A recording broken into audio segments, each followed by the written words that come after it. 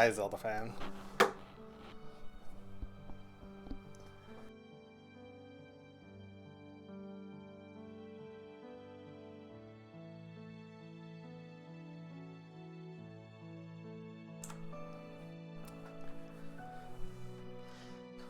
Today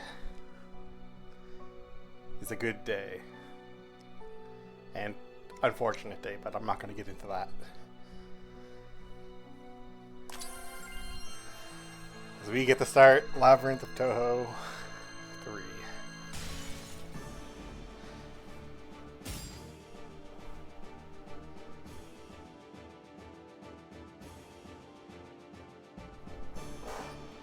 There's no way.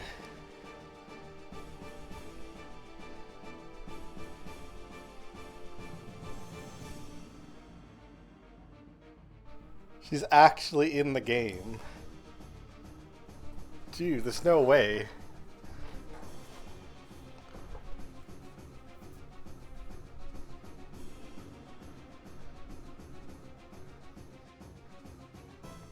Okay, I'm gonna take a second to just process this. We're also going to just examine what's even on the screen.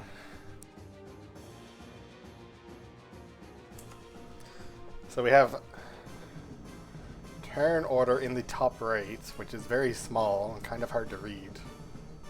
I'm not playing in full screen, but I mean I have the game at a pretty decently sized resolution. We have stats in the middle, which I'm guessing are what Sumireko has. Dude, I'm so happy right now. Like, actually. Attack is not the default option, which is very interesting. Concentrate is back to being called focus like it is in the first game.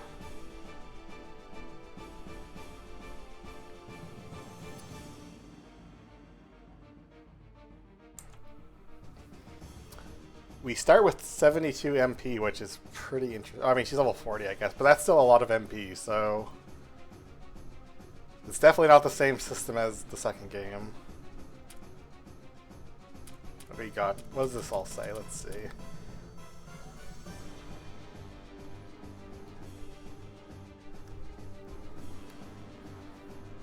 I'll check the actual spell zone after.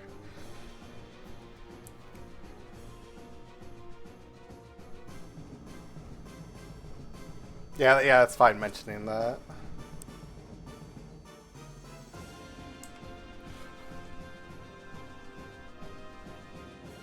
Okay, so it explains that there's like the mystic and physical difference. Buff your next attack. Now that's interesting.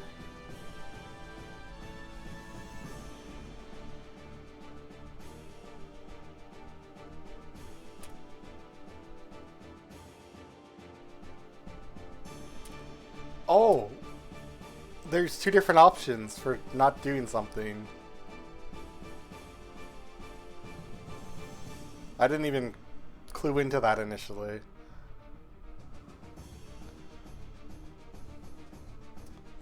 So temporary buff, and it also reduces damage. 15% sounds like a pretty arbitrary number, so I'm guessing that's just subject to change at will. This is run. Cost 3 times TP. Okay, so it actually explains that. It's formation. Oh. Wait a sec.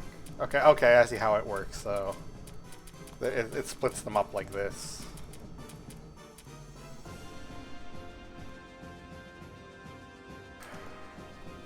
What do you got going on here?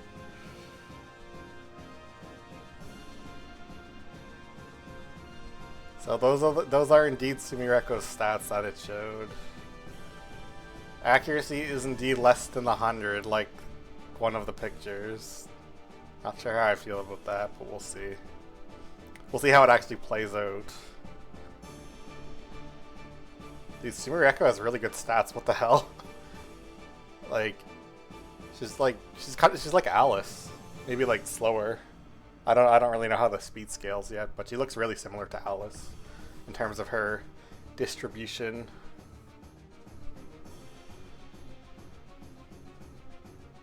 A Mootown cow. 144 death resistance is really interesting. That seems like awfully high for a base stat. So either 200 isn't immunity, which it probably is because they still start at like really low values, like 24. There's also debuff resistance, which is also different from Labyrinth 2, since characters only have one debuff resistance, so that might be a placeholder for the enemies only, possibly, which would explain why Sumireko doesn't have any resistance to anything specifically. Hey, Fabula. Status, same thing. Oh, you check the enemies, okay.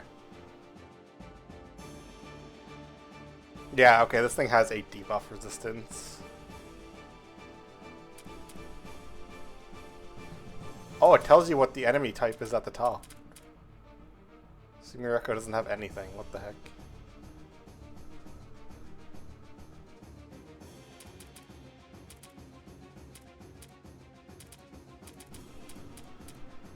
It also tells you money and gold. How much you get. I mean, experience in gold, sorry.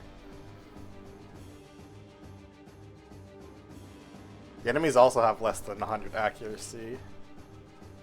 No evasion.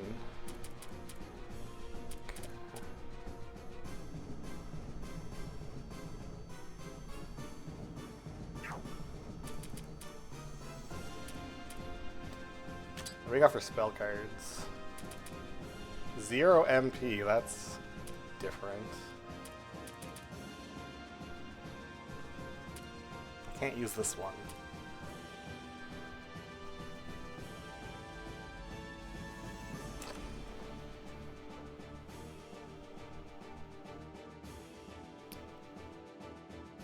It has -6 accuracy. Why? This one has -12. Why? Why did they want us to miss? Oh, it says the requirement's not met on the right side as well. Okay.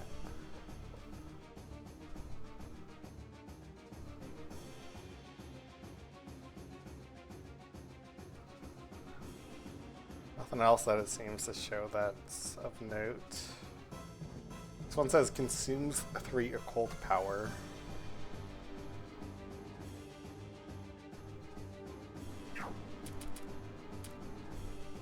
Okay, I'm guessing it doesn't have anything to do with the buff that this gives.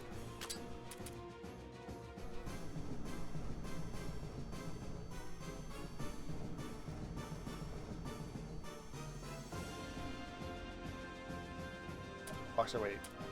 6,500, 6,000, 7,000. Okay.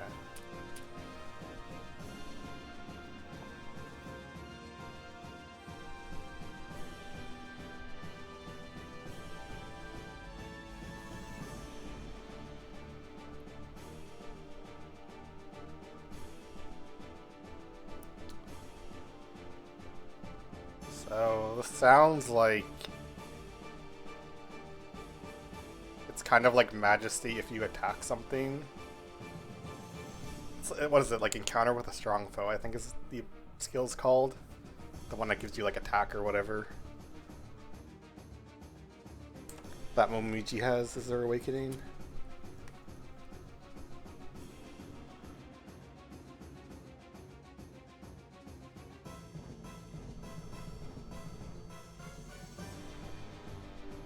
So these are kind of interesting. I don't know how good this one's actually going to be in practice.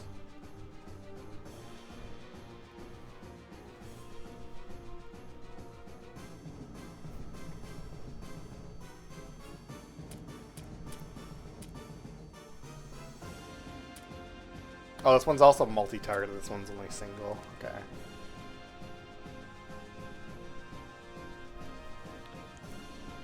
Yeah, it could be interesting for something like that, for sure.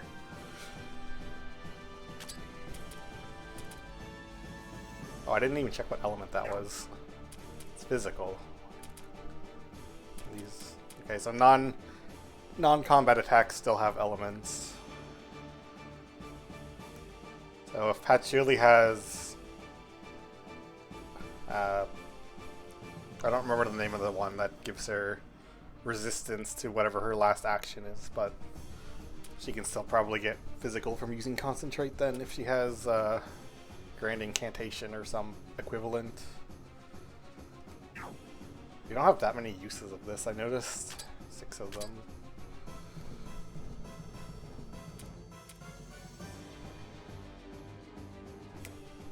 Okay, Elemental resists 150.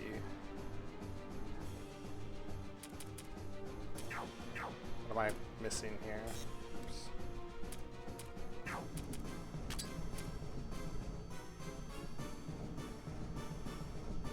Oh, it means it's resist. Okay, but strong means it's resisted. Okay, that's what I was. I thought it meant it was like effective on it. Dude, why is the first encounter? What does the first encounter resist mystic and physical? What?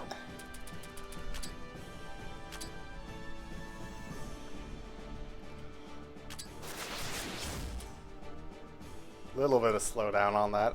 Oh, the game doesn't advance. Interesting. So you can just stop in. You can actually stop and read things. Oh, it tells you the percentage of how much damage less it took. The slowdown is purposeful. Okay.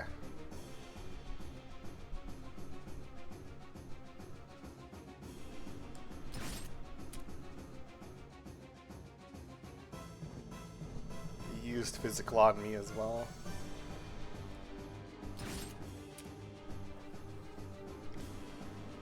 They didn't attack with anything specifically.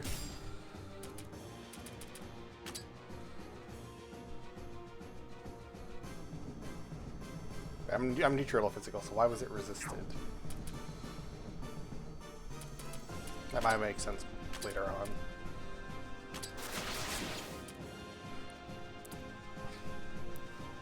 You know, excellent start.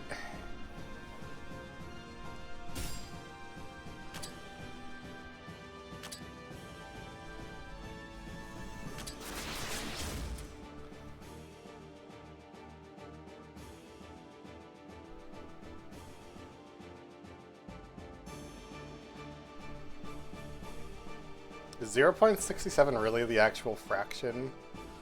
Hey, easy mode. Yeah, I think it is. I can't math that in my head at the moment.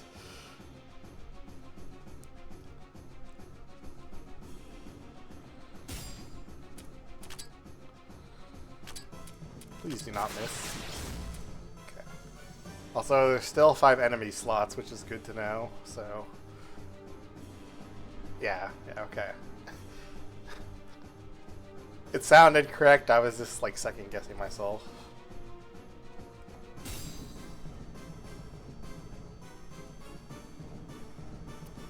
Nothing on the page. Oh, it tells you how much TP you lose. That's cool. So it looks like it's still the same formula where it's 1 TP if you don't take damage, and then any bit of damage is 2 TP at the minimum. Increasing by how much HP you lost. Let's see.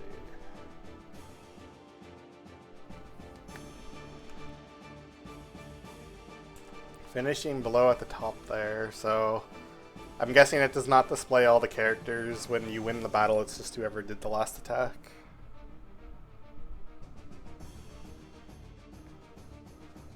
Yeah, that would make sense, because in the bottom left it looks like there's 4 full columns and then 8 small ones.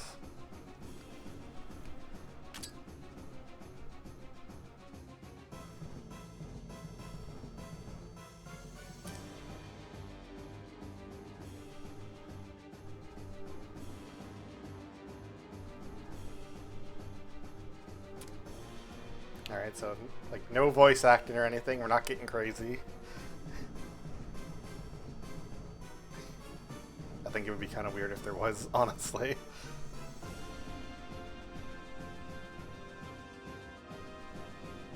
You feel scammed. Yeah, save it for Labyrinth 4, clearly.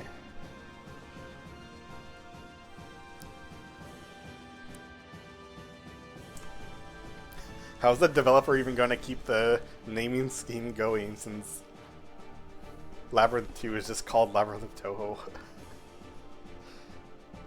And he kind of had to pick a different way to say 3 to make this one work without confusing people.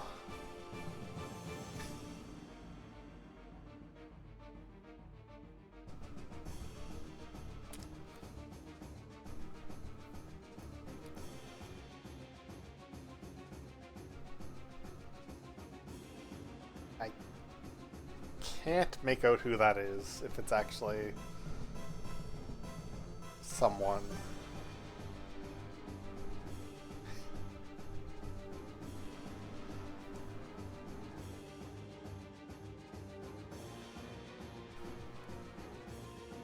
Who would this be if it is someone? That's a pretty silly like hat, so.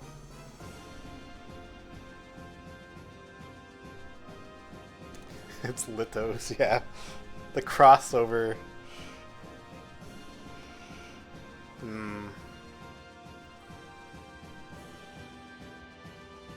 It could just be like a. No, it looks like they have hair though, so.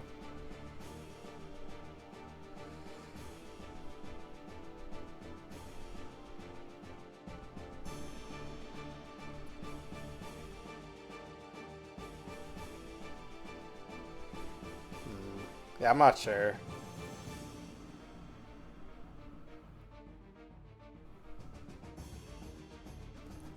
I know there's that one character in Labyrinth, or not Labyrinth, in Touhou 19 with like the flower on her head that people make fun of her for looking like Kaguya, but I don't think that's who that would be.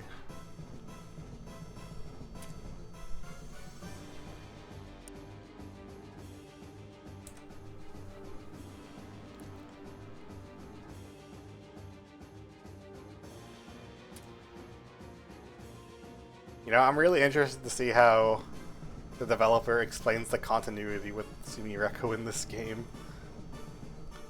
Unless she's only going to be playable for this section.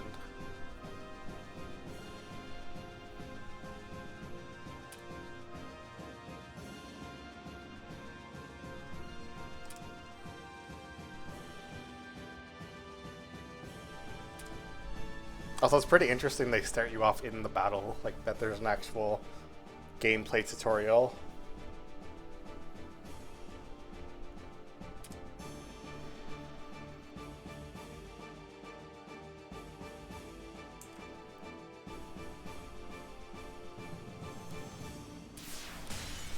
Oh, we're fighting more of them. Excellent. And I don't have enough MP to attack 3 times.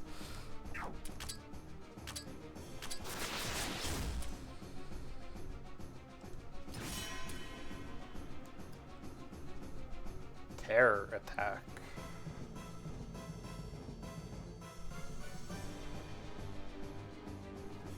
Let's see, terror resisted, okay.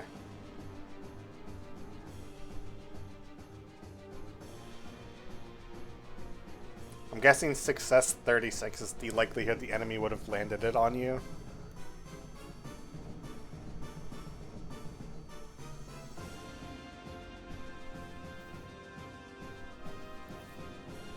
Oh, it tells you the duration too, 10,000. Okay. And the chance of it inflicting it at the top.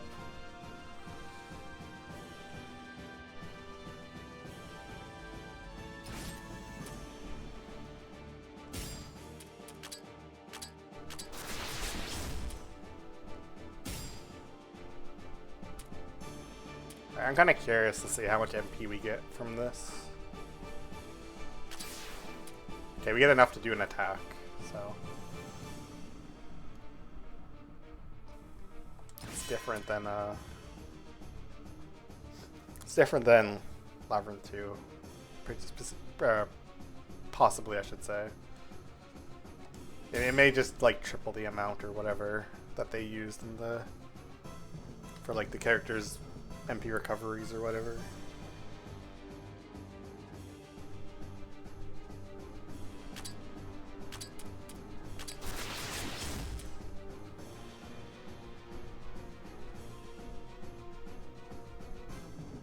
That one took more damage, so damage variation is a thing. I haven't been explicitly paying attention to the numbers on that, so.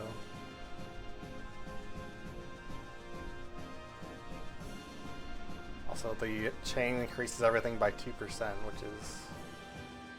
I don't remember if that's how it works in the other game.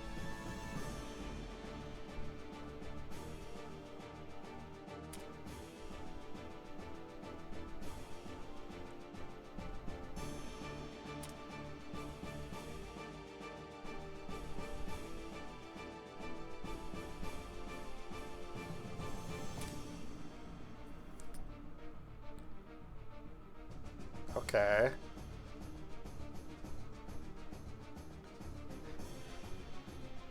It would have been cool if the icon was actually Sumireko, but I'll cut the developer some slack. Oh, there's an actual animation if you run into a wall.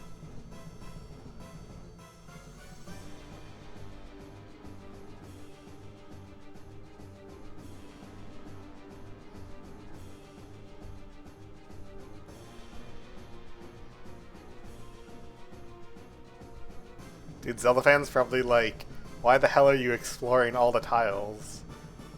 This is all going to get reset as soon as the actual game starts. I can just tell.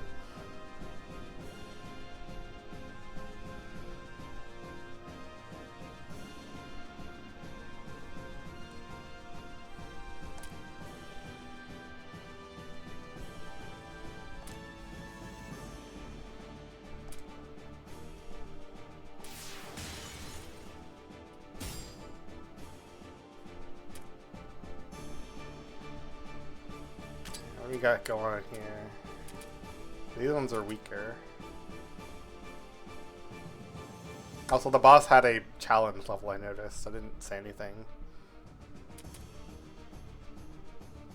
about it, but...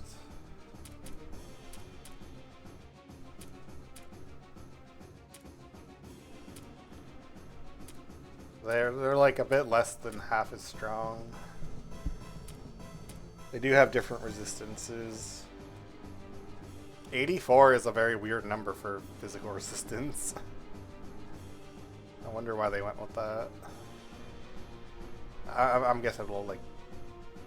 There's some logic behind it, I'm sure. This thing's also a lot more resistant to debuffs.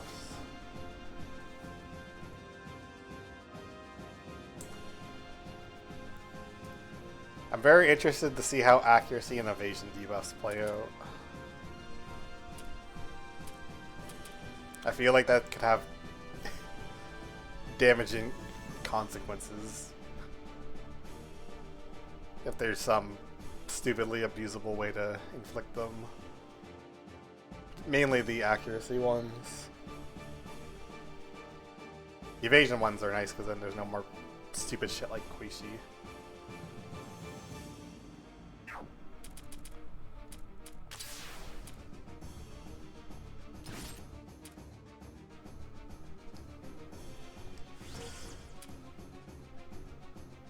Oh, these ones don't even damage me. Okay. Yeah, I'm just trying to recover MP in case there's more of this. We can get through it.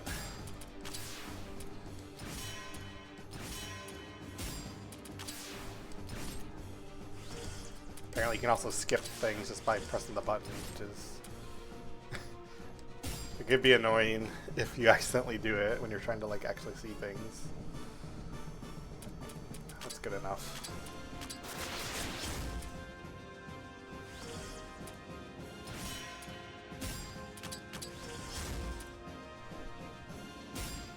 This is super strong if they're very resistant to it.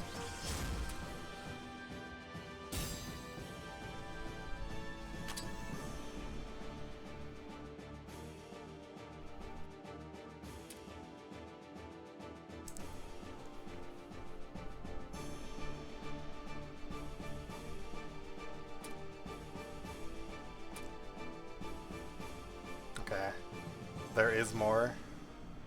Also, there's an icon on the map. So, I mean, that probably would have explained it anyway.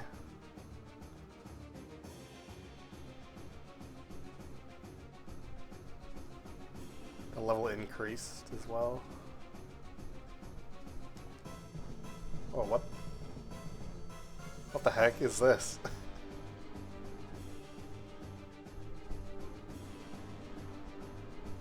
Is that just like a visual so it's easier to see what's terrain and what isn't? Or like what's like surface you can walk over? Okay.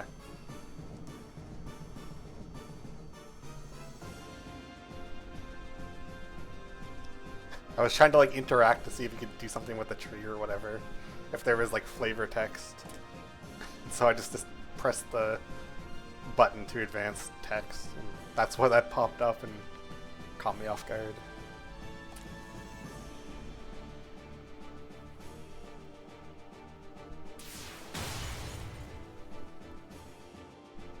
Ooh, it doesn't...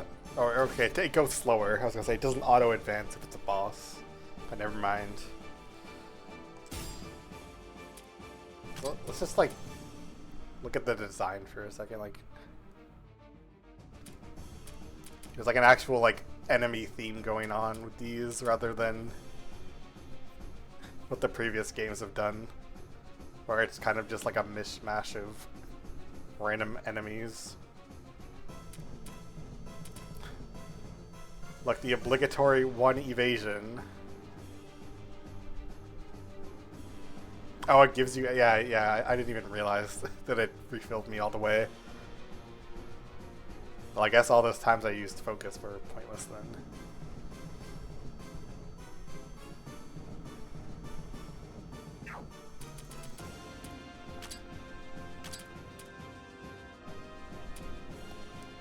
Oh wait, actually.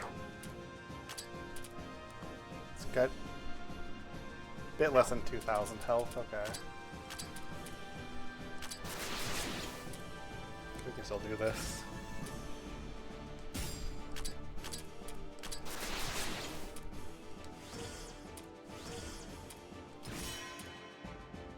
Nice miss.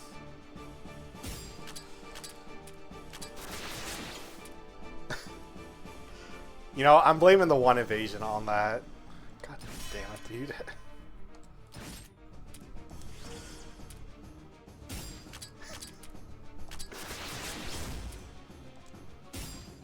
Alright.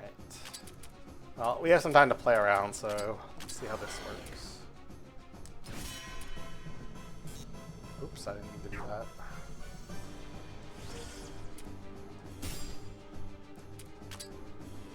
So it tells you at the top what the buff is, or the status is.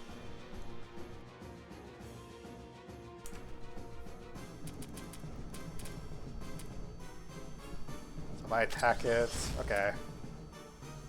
Ooh, accuracy and evasion. Did it mention that in the description? It did not. So that's either unintentional or they just ran out of text space to include it.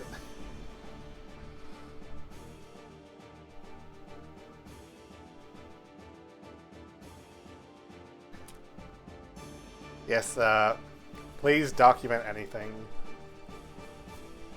that I come across while we're playing. So does this one work on Sumireko?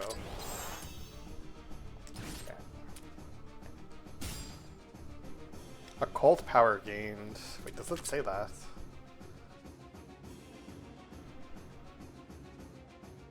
Okay, it doesn't mention that either.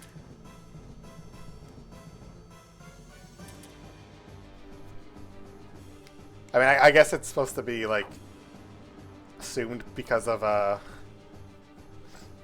guess it's supposed to be assumed because of the fact that it's called Occult Side. But yeah. Let's just defend. Might as well see how it looks, so. Alright. And okay, so I must have gotten an occult thing when I attacked the other thing as well. And I just didn't notice it. Alright.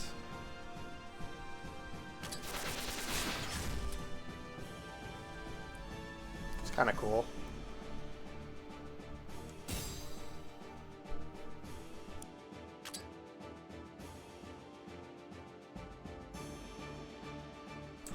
Right, I forgot you can also check the enemy turn orders. I haven't done that yet.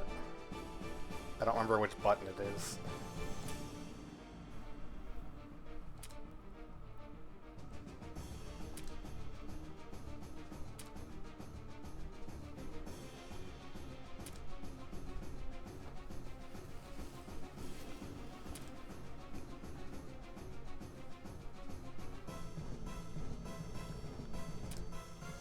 Yeah, I really want to know if this is an actual character or not.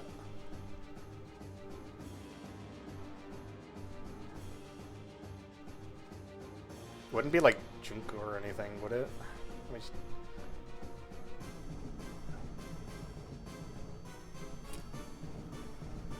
I don't know. We'll find out eventually. Probably not in the demo, but eventually.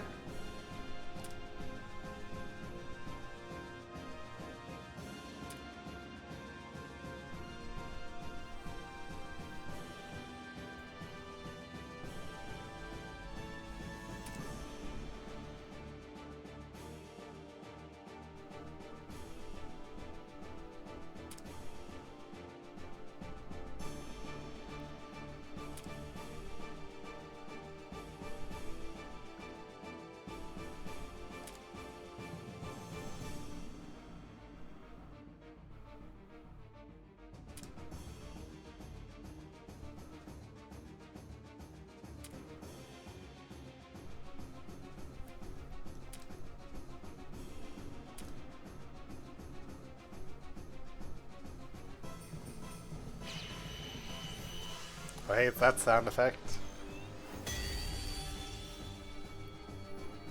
It's Kulix all over again. Or the cookies, or whatever other summon.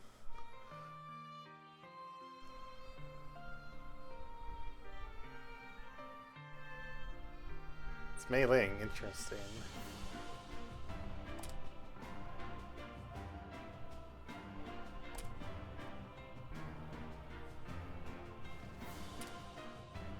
And Kane. The Aya, okay.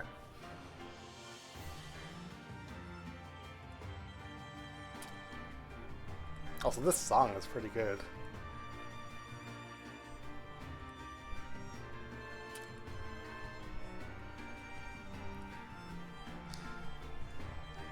Well, I guess this is what Liam was referring to by this being the earliest game you can get Alice in. And Aki is back, of course.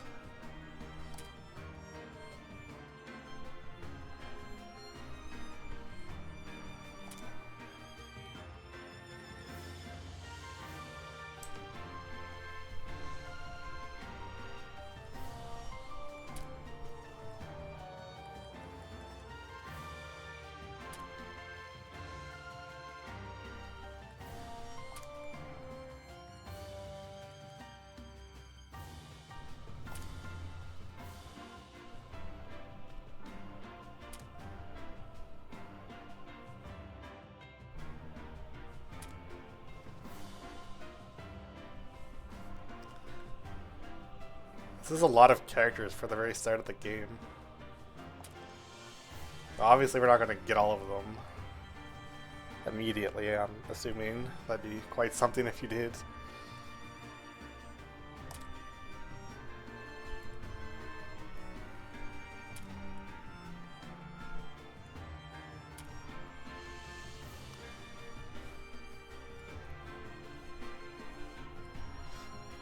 Wonder if she's gonna be still game breaking.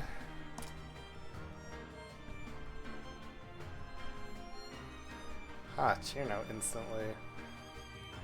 So I wonder how she becomes a boss then.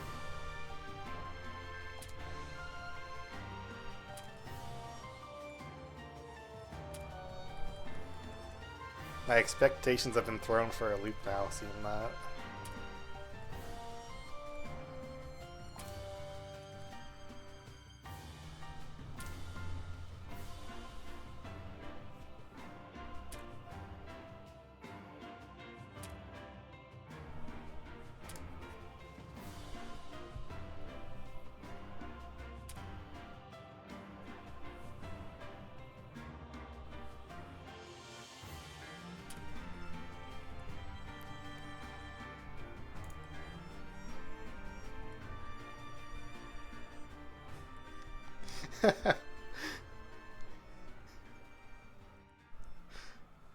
That's funny.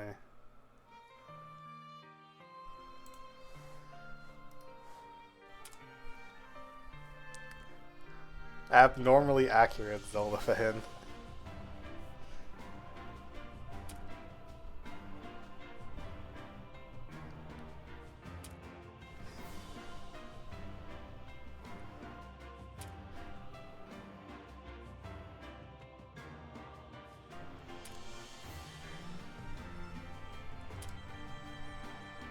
Oh, okay, so I'm guessing this is the plot reason that Chino is a boss fight.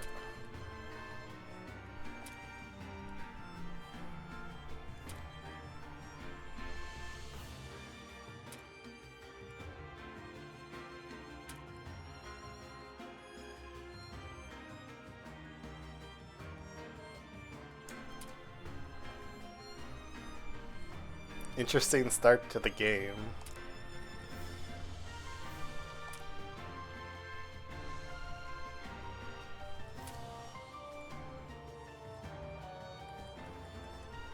So, Renko and Maribel have not shown up yet. And I know they're obviously on the title screen. So something is evidently going to take place for them to kick the plot into gear.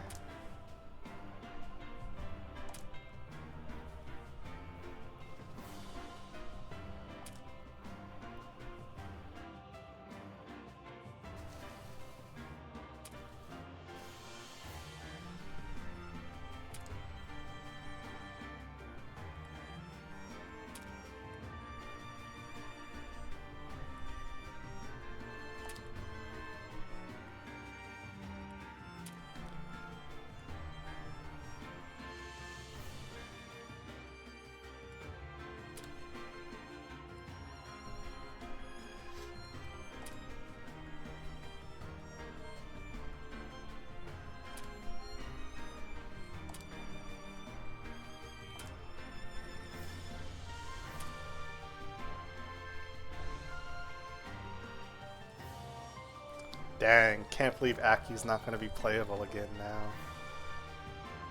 Crazy.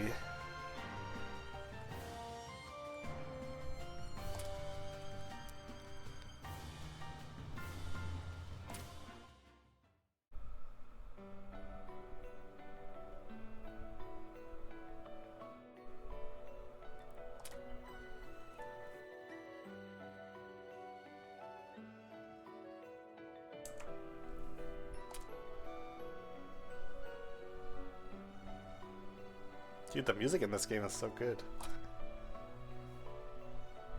Alright. What do we got to work with? Leave dungeon. I wonder if that actually just doesn't work. I'm not gonna try it.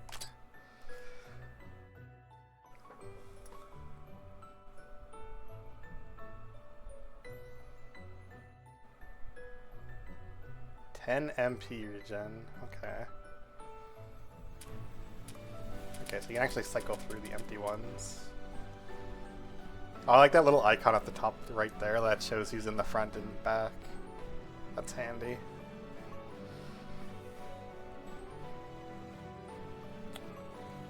I'd say Reimu's base stats seem pretty similar. Their speed's higher, I think. Like the stack growth trends, I should say, on the bottom right there. Main equipment is rank 0, which we don't have any, but something to keep in mind for later, I'm sure. We have 88 MP to start with, so a lot more similar to Labyrinth 1 in that regard, which is nice.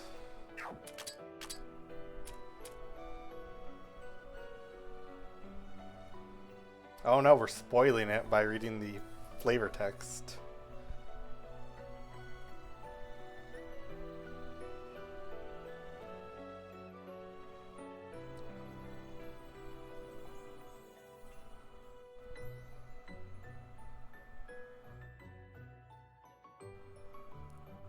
Yeah, the text.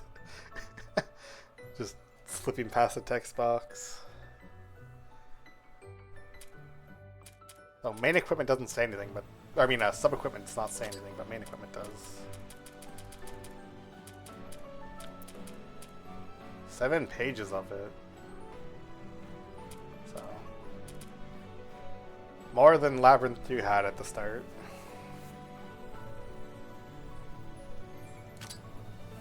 Whoa, whoa, what?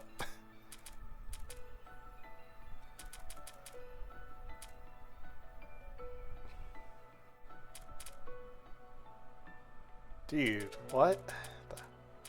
This is something.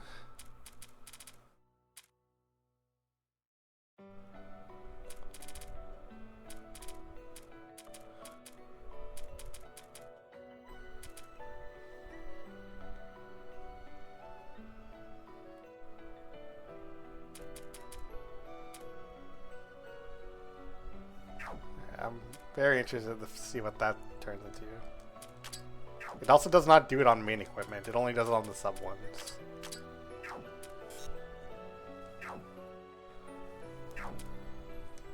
I think I'll see if there's anything we can do on this screen.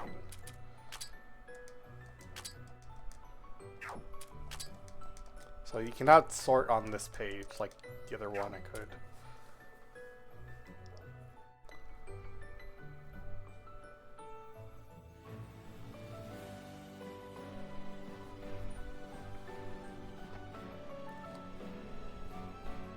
Interesting.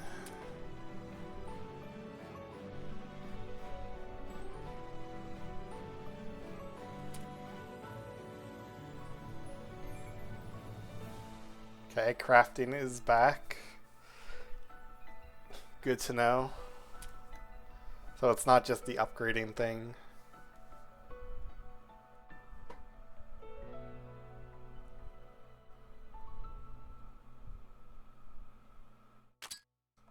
No sorting here.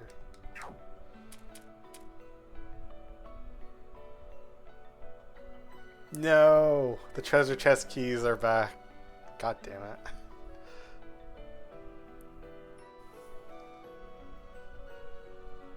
Oh, training manuals also are back.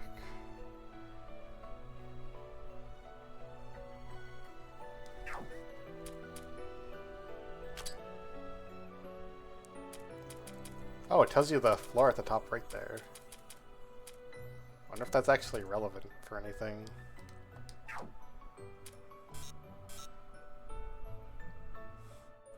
So we cannot view the skill tree while we're in the dungeon, evidently.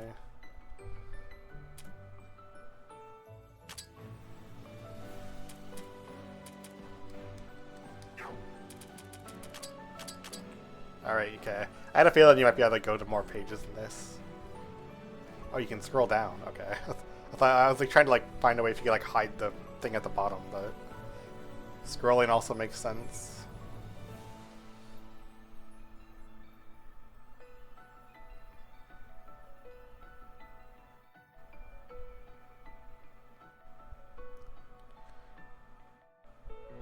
Dang, dude. Can't believe they're making Genji useless in the flavor text. Genji clearly confirmed for not playable. Unreal.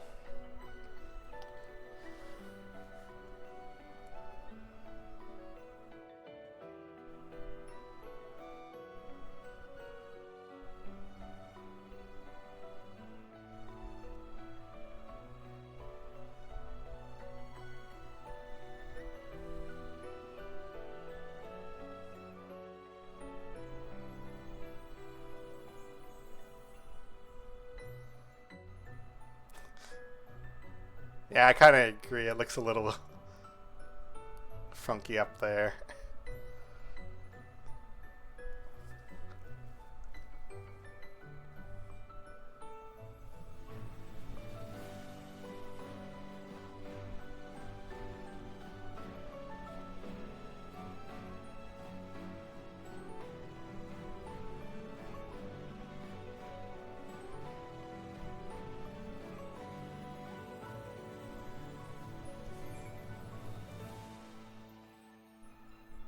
Reimu's offense is mediocre. Oh no.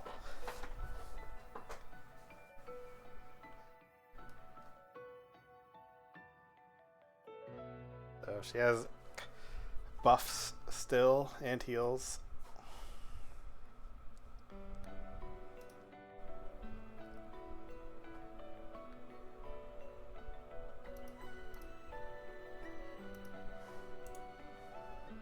Yeah, that makes sense, Zelda fan.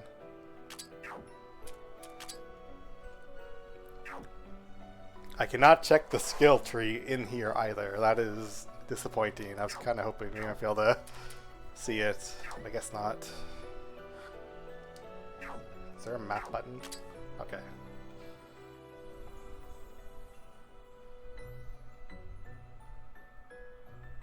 Kind of cool you can see all the treasure chests.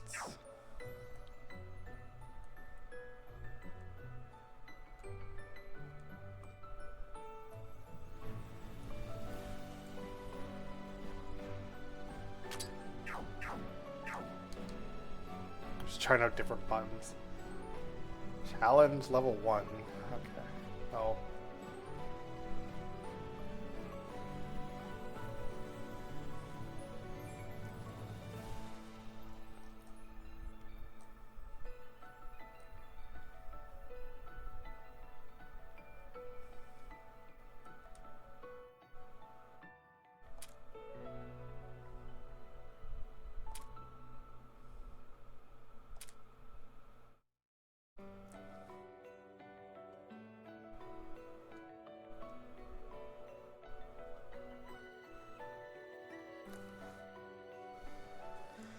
Can't believe I don't get bonus rewards because I'm too high of a level.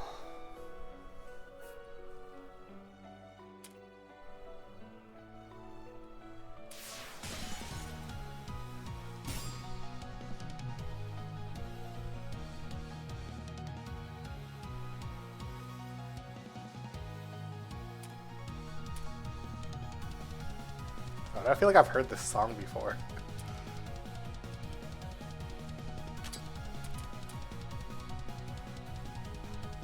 Oh, it tells you the item drops. Oh, it's from the trailer. That's okay. That would make sense.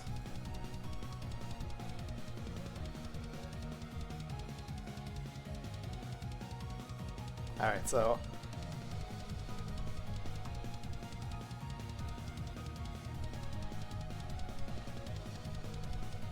I'm going to assume, based on this,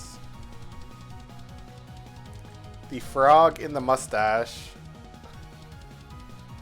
are materials, and the 3 things in the middle are the break items.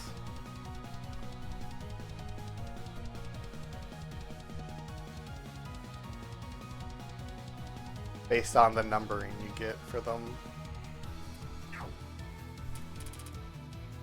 Alright, what's Reimu got to work with here? Only 1 attack, interesting. And it has plus 10 accuracy, thank God. It also has silence, which is interesting for Reimu.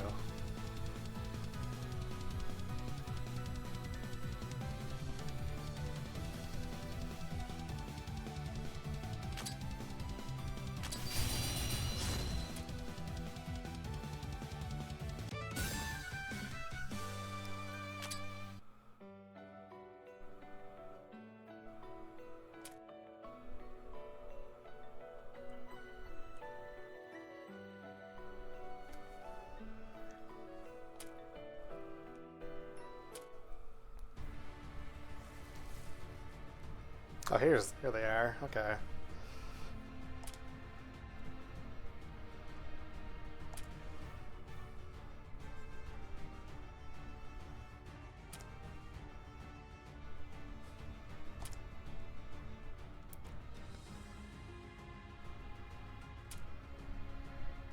The enemy's design is certainly interesting.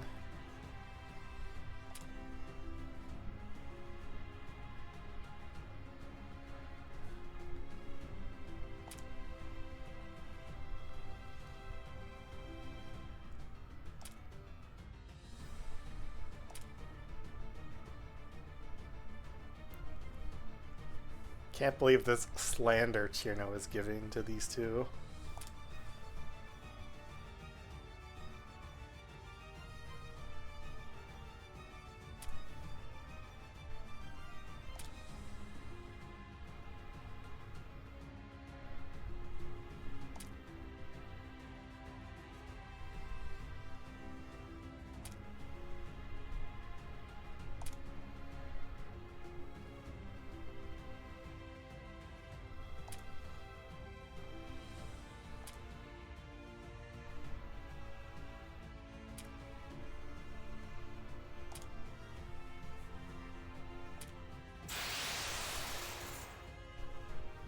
That's a very familiar sound effect as well.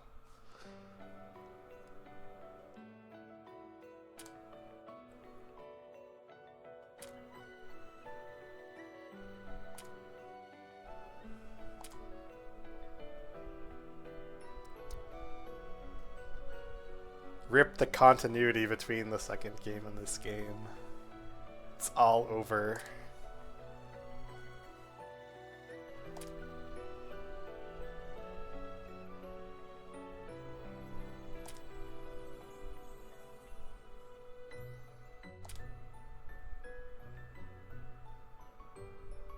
Clearly this means Renosuke is back with superpowers again.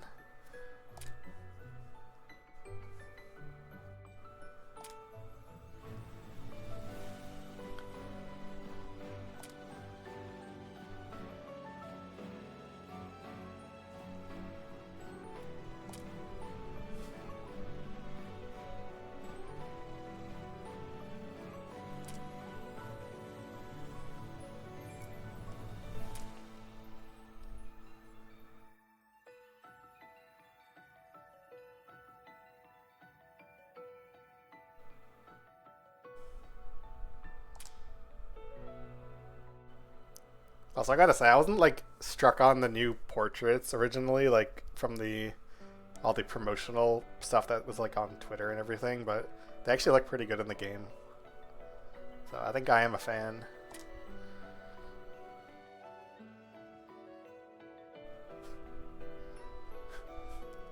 This dialogue.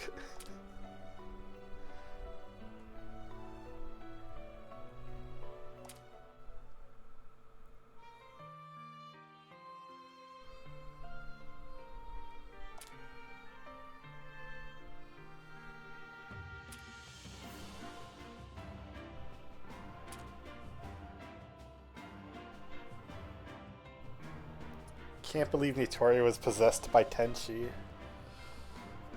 Unreal.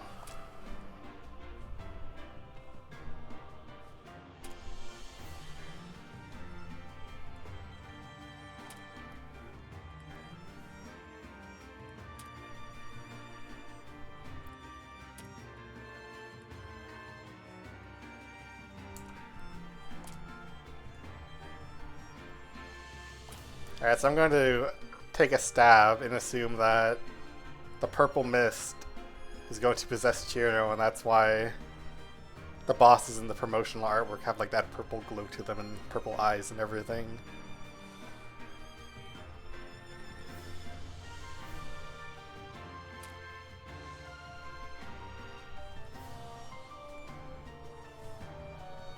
Yeah, I have a feeling the reused portraits are here to stay easy mode.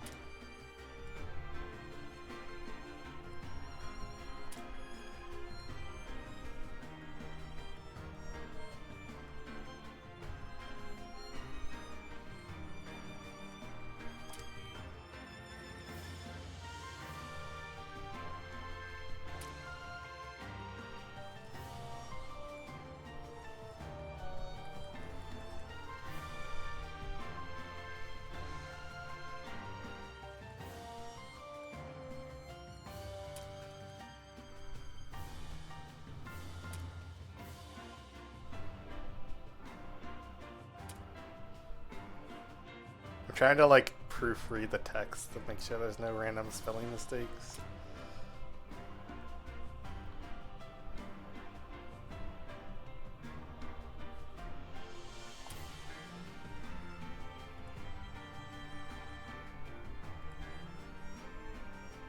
I mean, that's how I feel about Alice's portrait as well. Like, she already had a really good one, so... Same with Patchouli, I really like Patchouli's. So, I'm not going to complain either.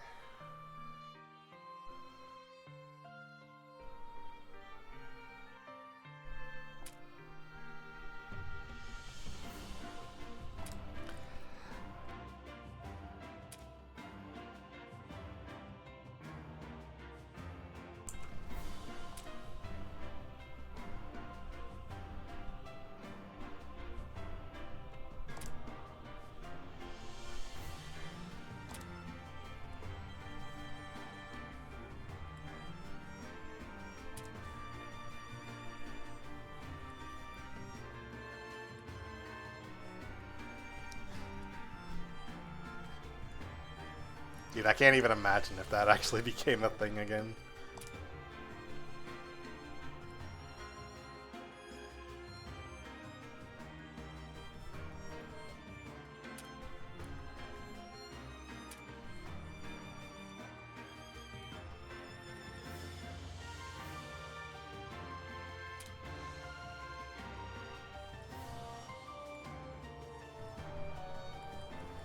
The only or I shouldn't say playable, but like the only content that I expect to be reused from the previous games is that Winter will probably be a boss at some point in whatever like expansion content comes out. Anything else, I don't have any expectations, but at the very least, I expect Winter.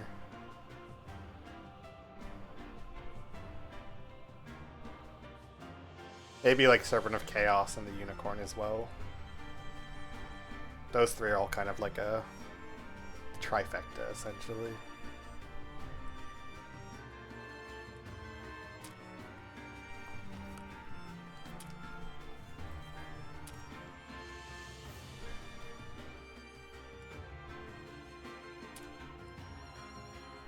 Not including like the portraits either.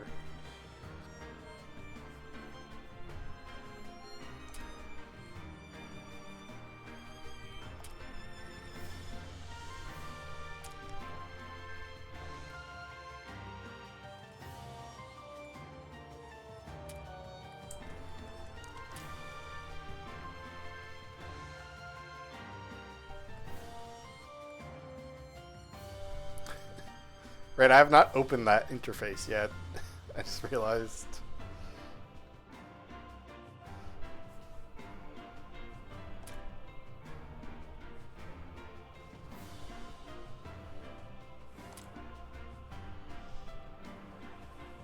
Thank you for the indirect reminder by mentioning that.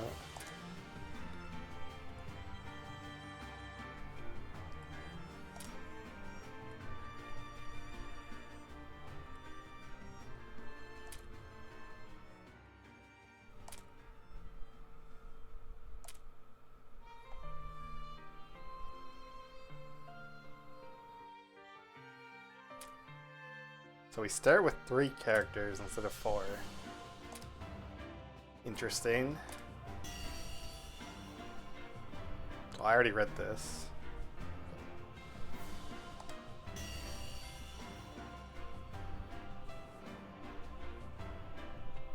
Alright, so Maribel looks about the same.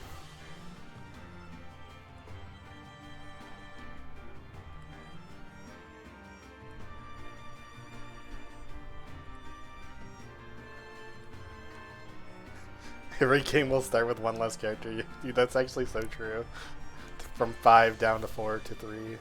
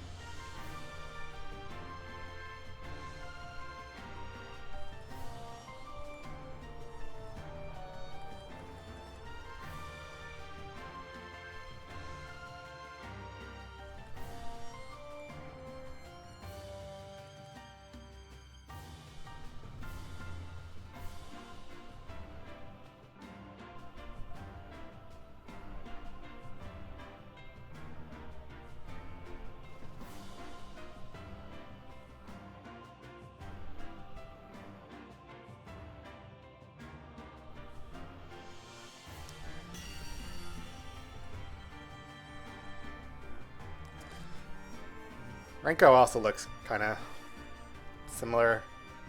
Maybe more speed than before. But very much the trend of just not having very good stats.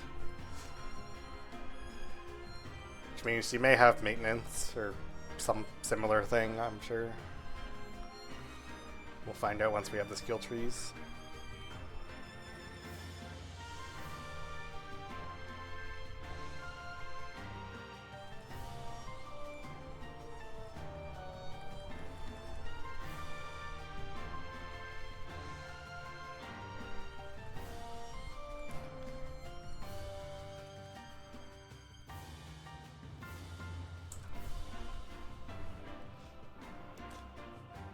Yeah, she's no longer a starting character. That's funny.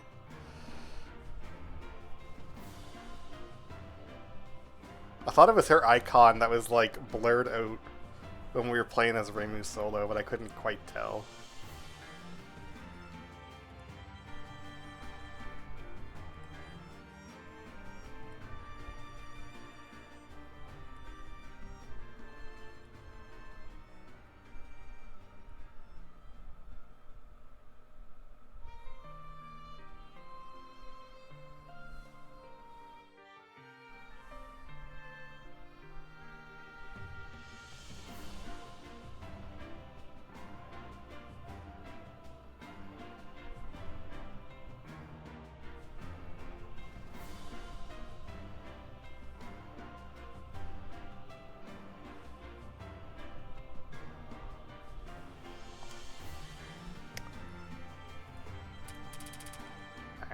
I'm gonna be right back before we do this.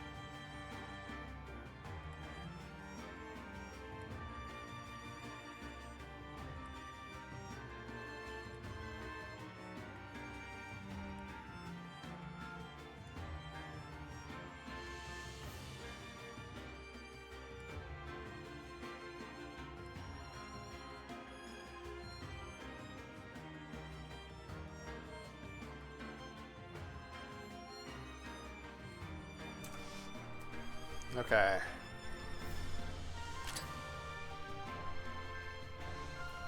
Yeah, I kind of expected there was more dialogue.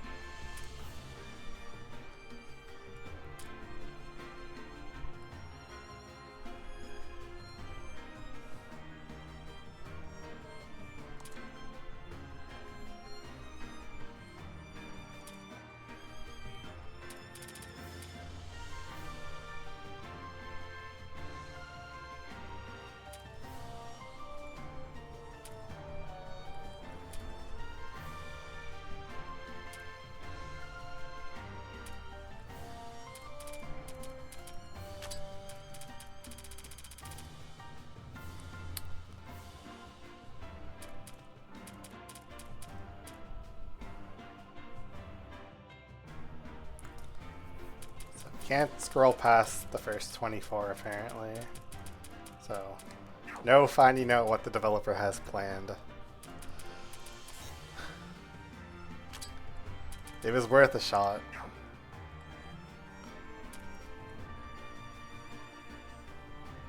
Also, I like that it changes colors.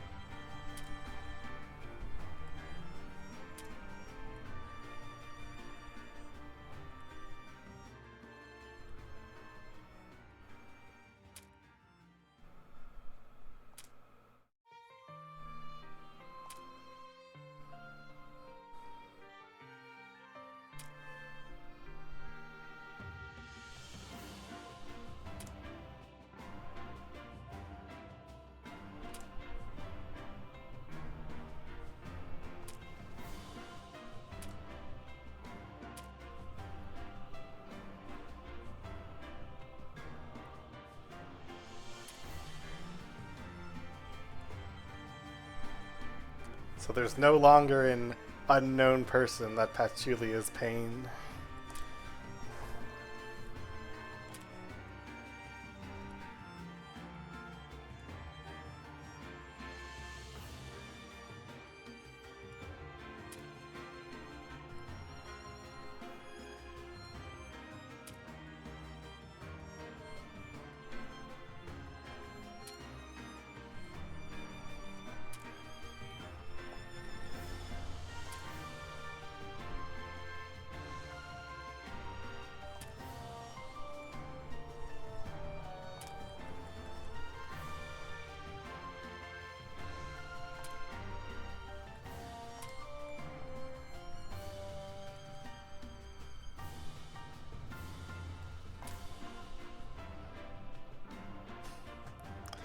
Muscular mage, I see.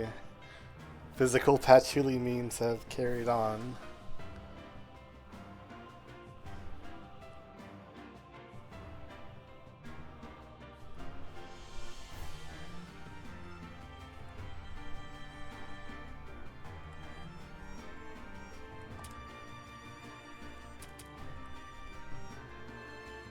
So there's a third option, which is probably subclasses. Maybe. Or it may not even be in the demo. That could also be the case.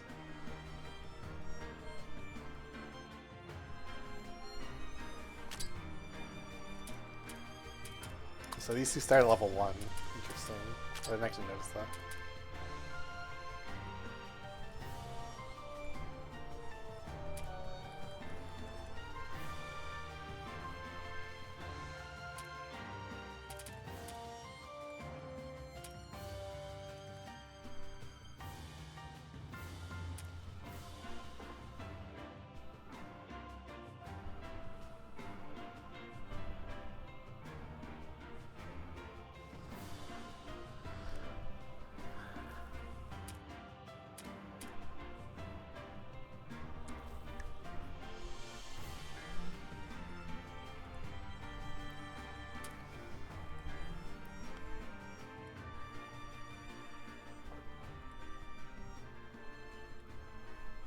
So it looks like we can just skip the pop-up now, asking if you want to use a Tome of Awakening.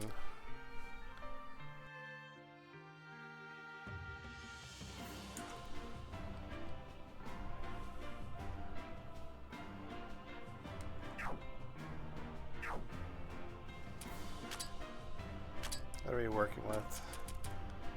So everything costs the same, so it's still Labyrinth 2.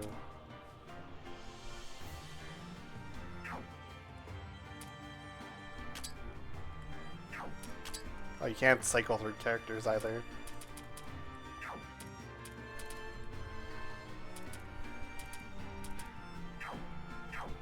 That might be a little more tedious. Map completion rewards. Okay. So I need to be right back for a second again.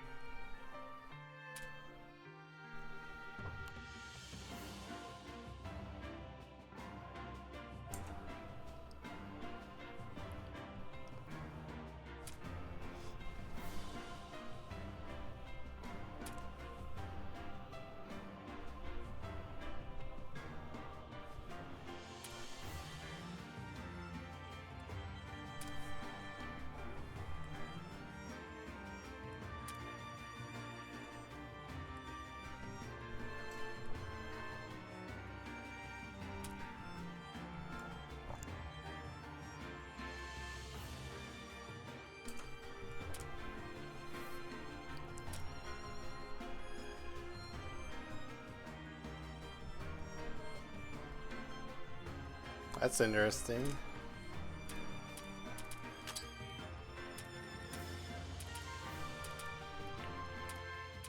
Oh, they have separate entries for things.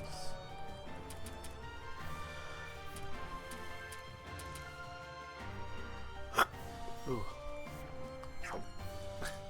Hiccuped and took an error at the same time. That was really weird. Okay, so I don't even have access to this.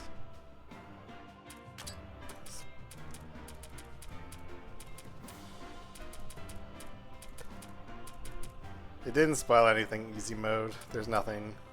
It's just showing the last thing I had on the screen.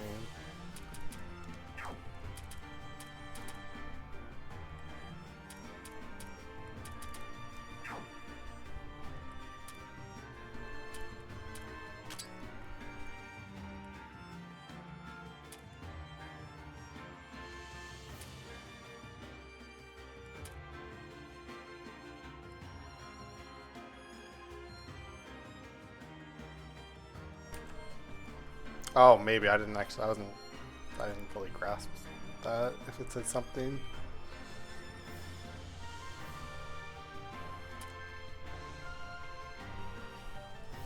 So I can't believe Atlee or Alice is in this. What a weird reference.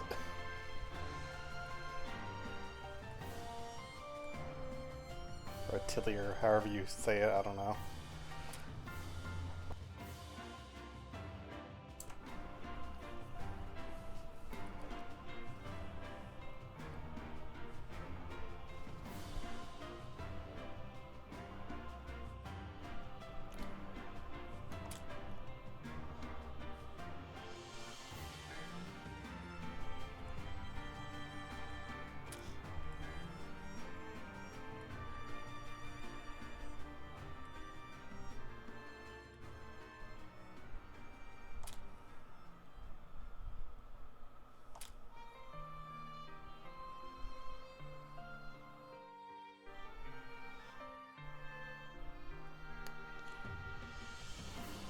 I don't know if doll crafting should really be a single word here. Maybe it is.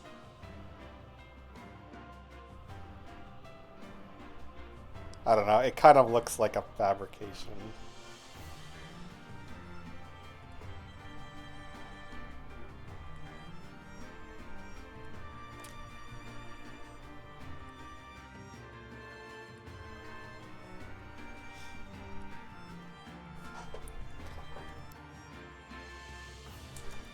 I'm not going to argue that one if it is or isn't, because I don't know for sure.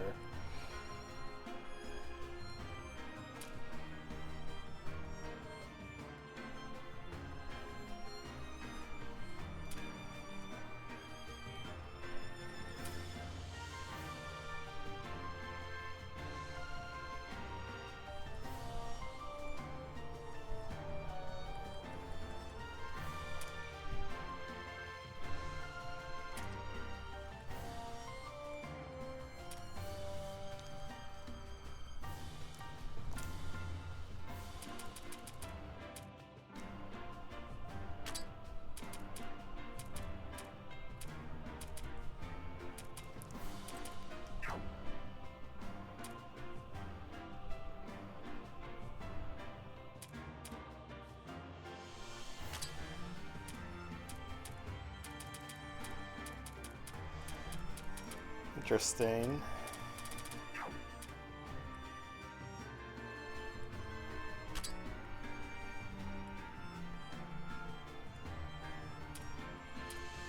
Wait, is there? No. So this one has two different options to pick from. The other one doesn't.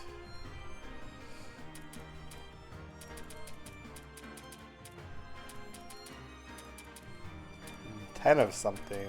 I wonder if that's a placeholder.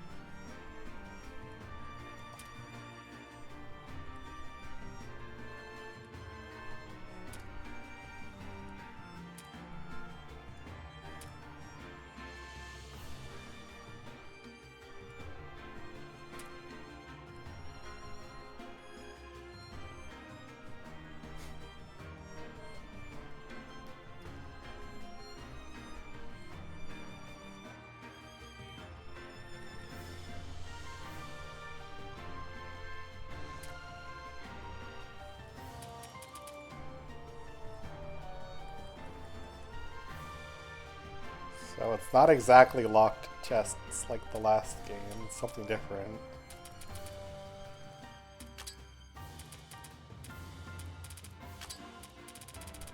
And it's also still... Let's not go past 24 at the moment.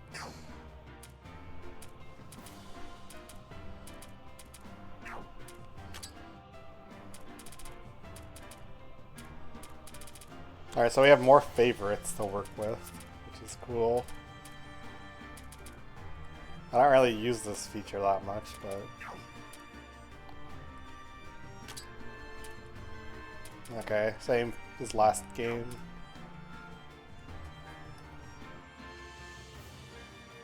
Oh, thank fucking god this is in the game. I've been waiting for this feature for a long time.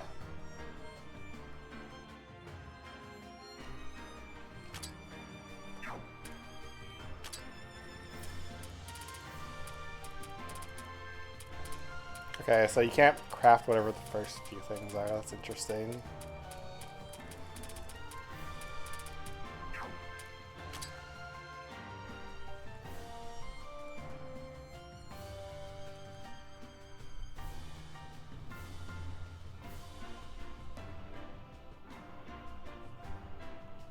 I'm going to assume the text being vertical here will make more sense once we actually have a lockbox to look into.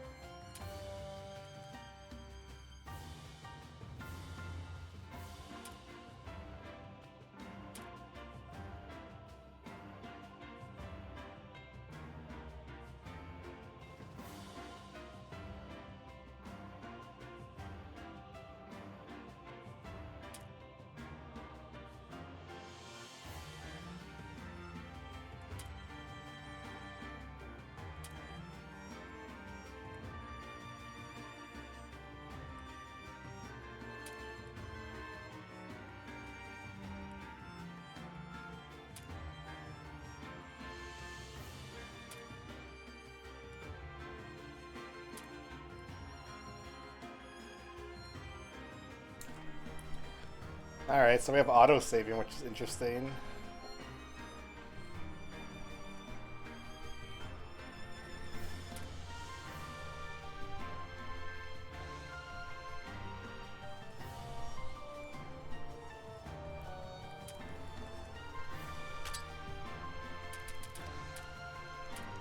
Still 5 slots.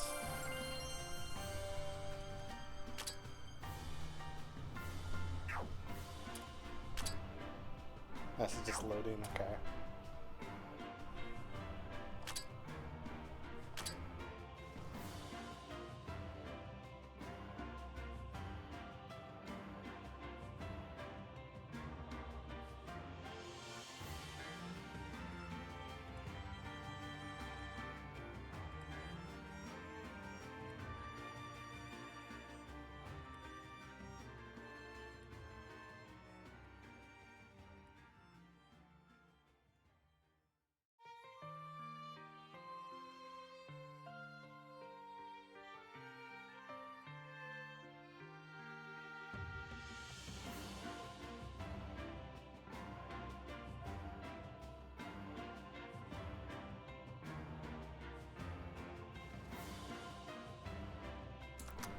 Huh.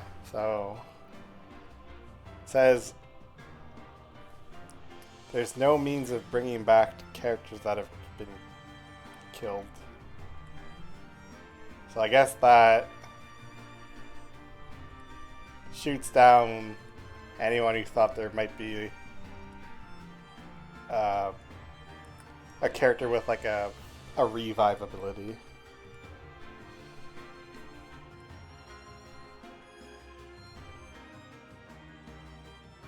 Oh yeah, nearly. That's a good takeaway. So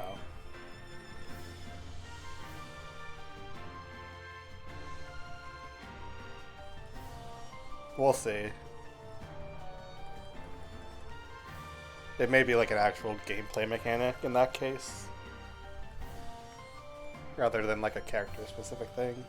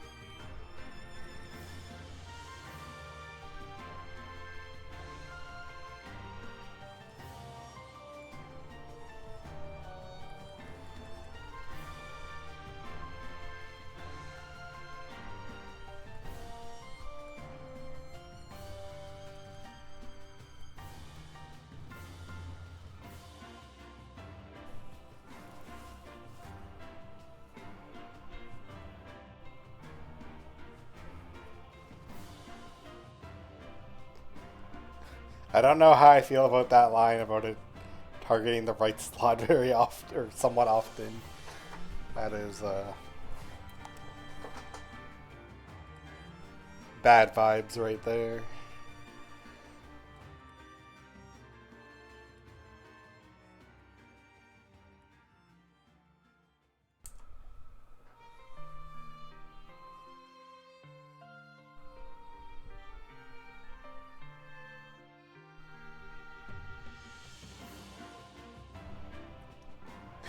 Hold on. 8800, not 1,000, what am I saying? 8,800 for switching someone in. Uh...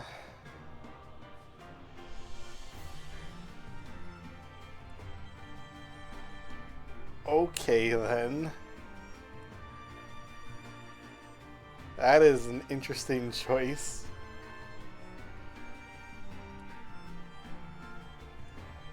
Oh, so that's how that worked, Zelda fan. That makes sense. What Liam was talking about.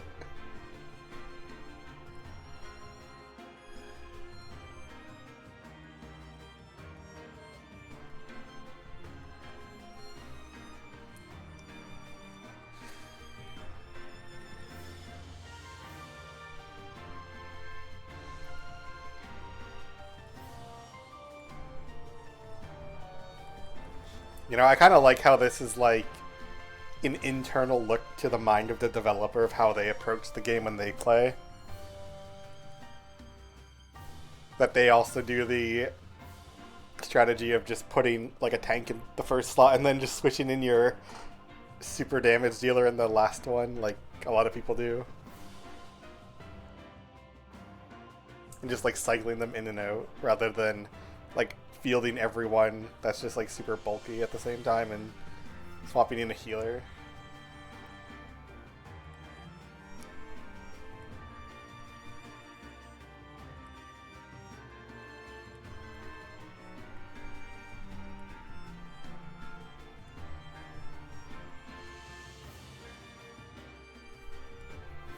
Oh hey, they actually mentioned the thing about switching characters to the back to avoid losing TP. Or to, like, minimize loss of it, I should say.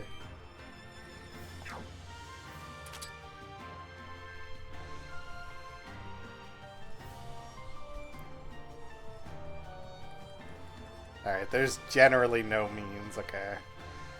I think the developer's clearly trying to say something then. So.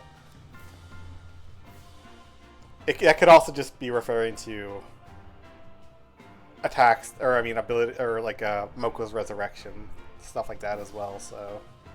I'm not going to get too ahead of myself on like theory crafting what might be in here.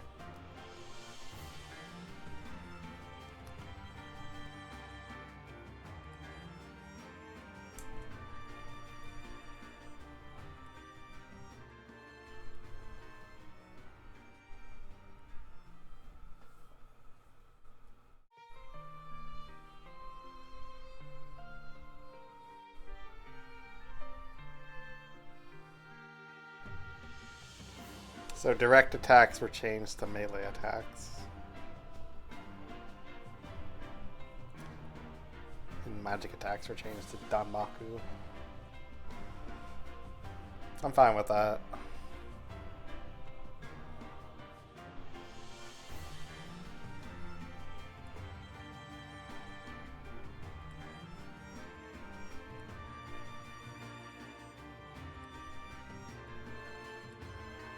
Oh, so accuracy works a little different. Okay.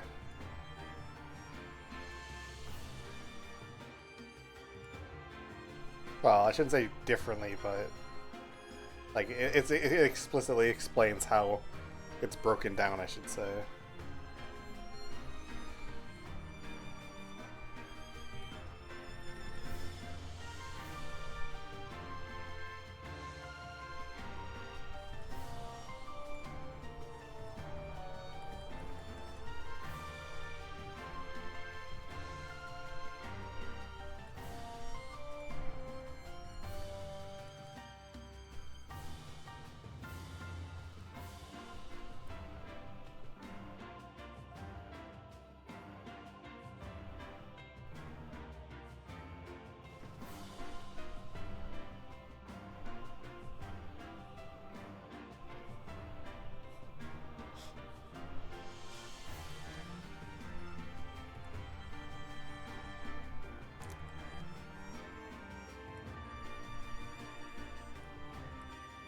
So they didn't mention if affinities have a cap at 500, which they probably do, but I feel like that would be good information to include if they can go up beyond 500. Because I know in Labyrinth 2 a lot of people were not aware of that. That I remember like watching stream the game blindly and they would just increase their stat to like some ludicrous level with equipment without knowing any better.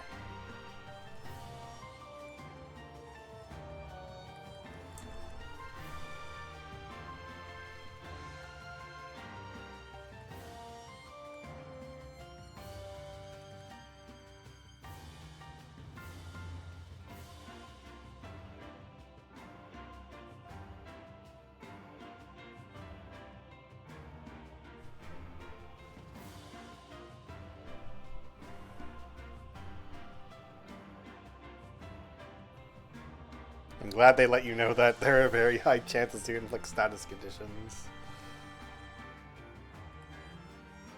Always fun.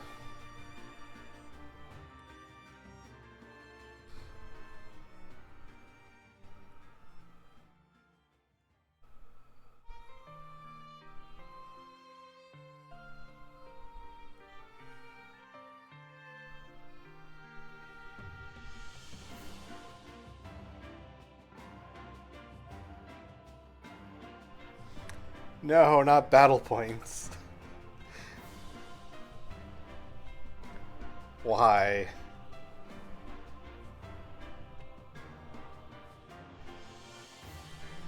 I didn't even see those on the character screen when I was looking at Reimu earlier.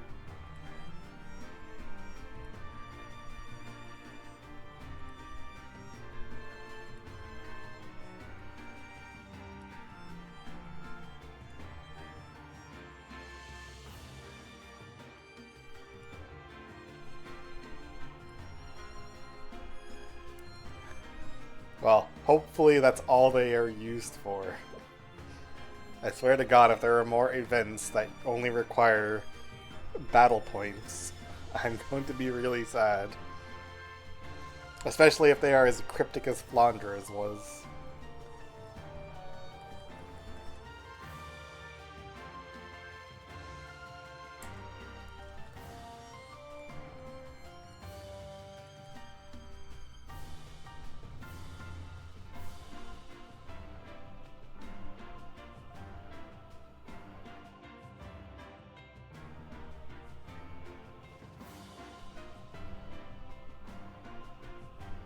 Ah, skill points work a very interesting way.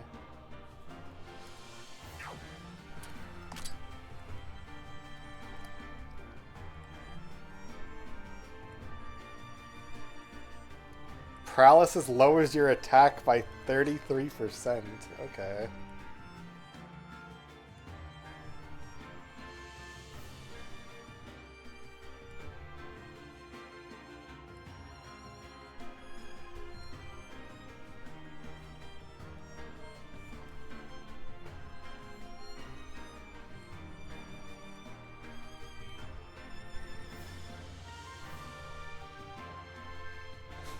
Also, poison scaling still works the same, clearly. That's good to know. Can't wait to insta-kill stuff in the end of Plus Disc.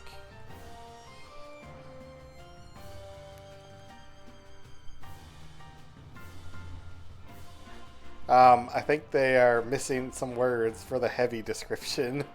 This status, defense, and evasion. I think there's just a little bit missing there.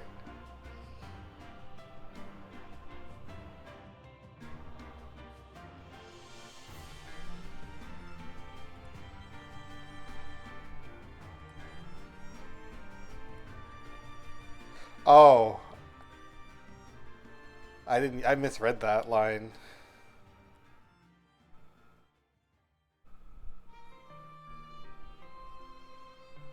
Alright, so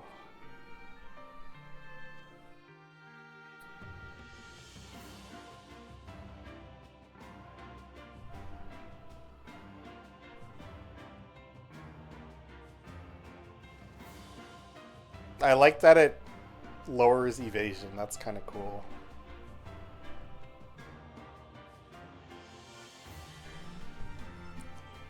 This should say they're missing an S on the word halve. So that should probably get fixed. Or I could say like will or something instead. But either way.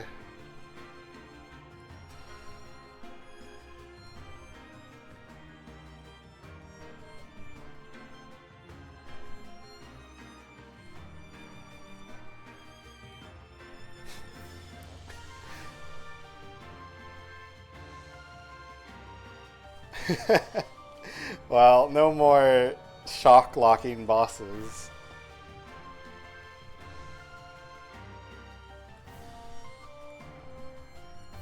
I'm glad they decided to get rid of that. That was one of the things I was complaining about being really stupid in Labyrinth 2.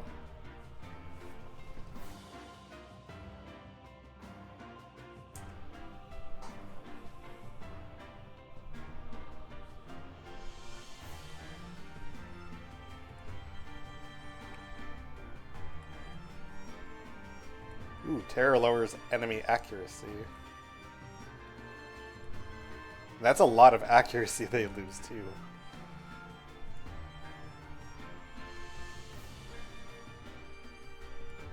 Damn. If Mystia has her awakening thing where enemies just get like a hard debuff,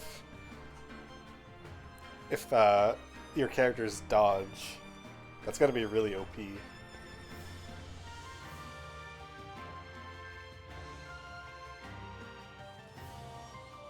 Also, I see they move the silence mind having to terror.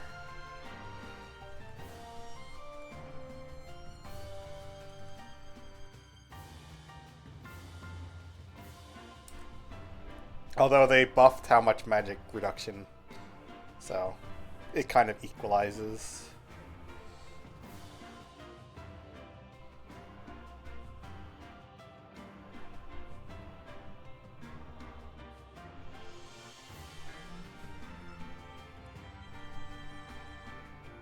Yeah, another one. Will unable, thanks. I didn't catch that one. I was caught up in the lack of mind reduction when I was reading it.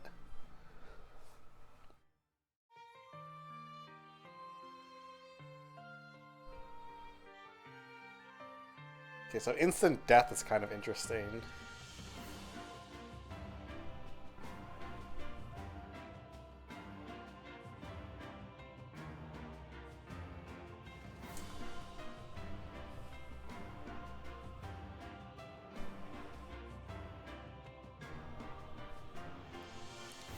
I'd like to find out what large enemies are, unless those are like FOEs in this game.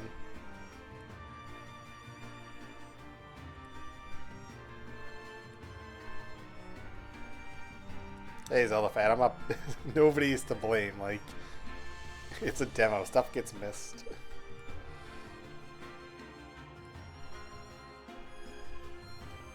The fact that most of it is perfectly fine, I'd say, is a testament to how well done the translation has been so far.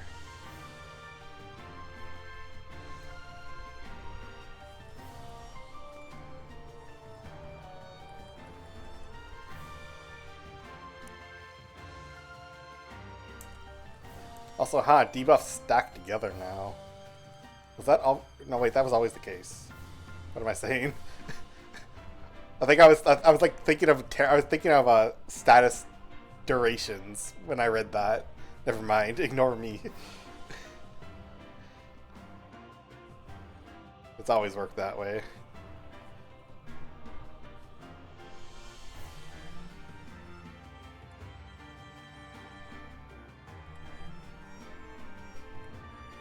Also, 40% reduction on debuffs. That's interesting. I mean, that's probably how it's always worked, but just like actually knowing the math behind it.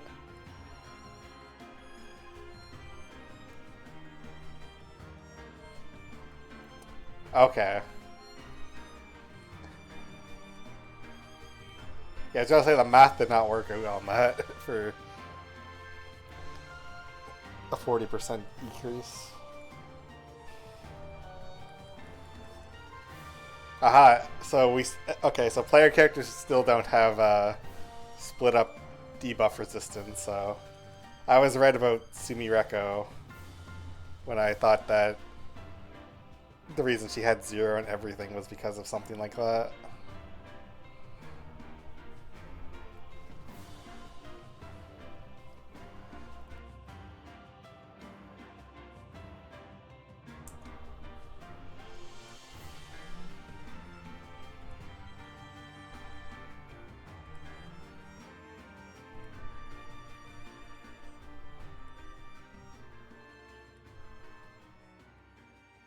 Wow, that seems really strong. 10% offense decrease and 33% defense decrease. For just hitting the weakness.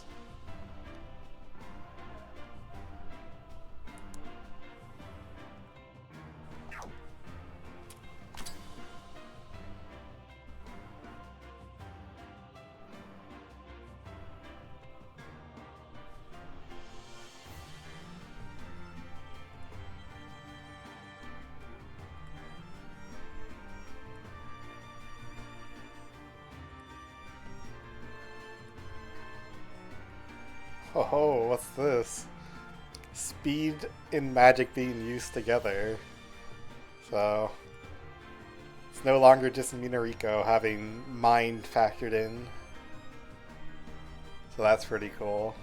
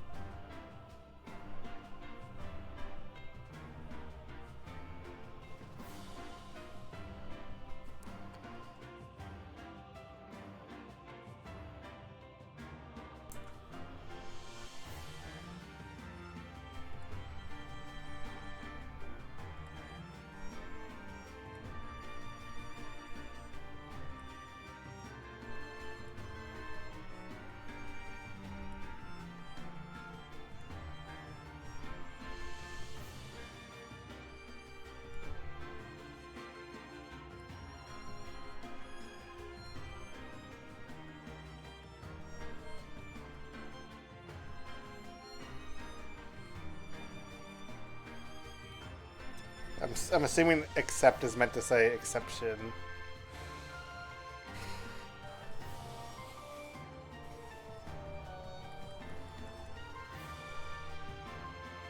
By the road diminished explanation. Alien in green.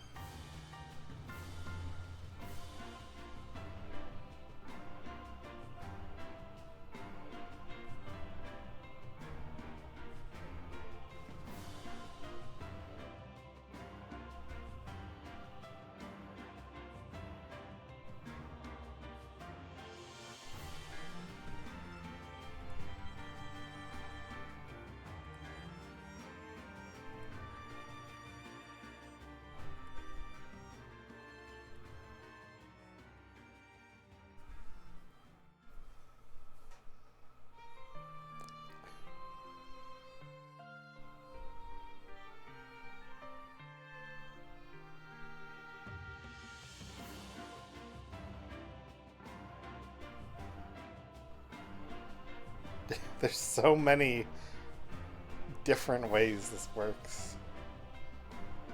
I mean, I'm sure it's not like actually really important to know that in the like bigger picture, but I'm surprised at all the different stipulations that there are for that.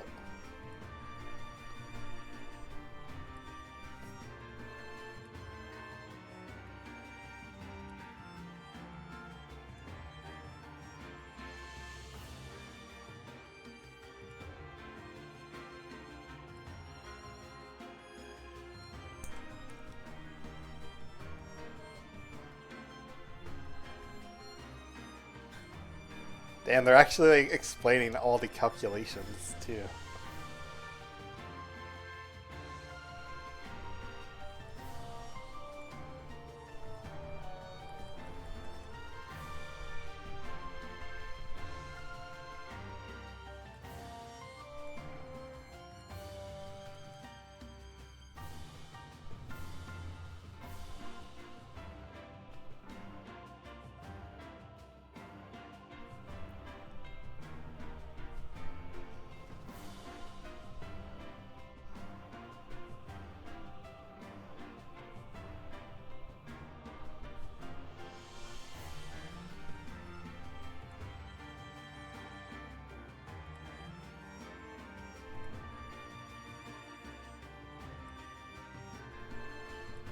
Complex requirements for use. Not sure if I like the sound of that.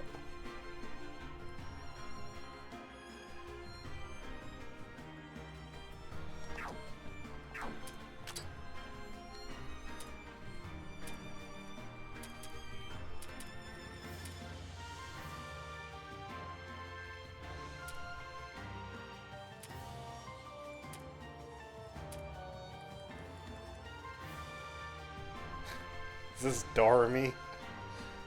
I kind of get the feeling it is.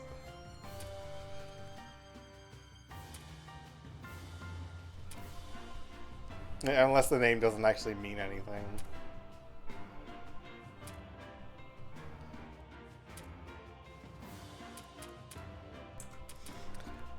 Can you actually unlock these in the demo, these three? Like the 30-hour one in particular? I'm assuming someone who's actually left the game running for that long. Oh, you can, okay.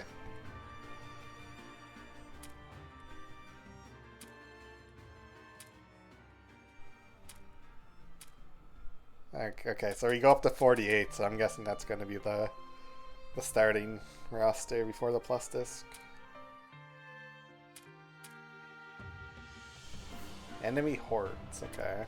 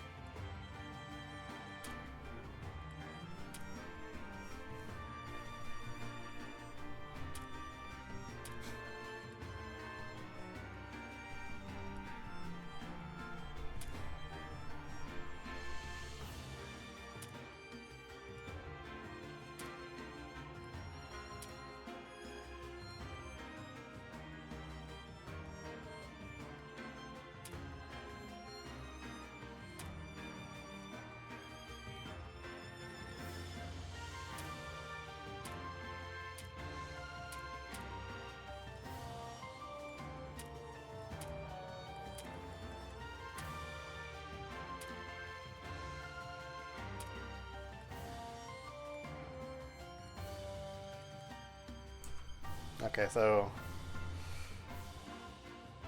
gems are now dream items.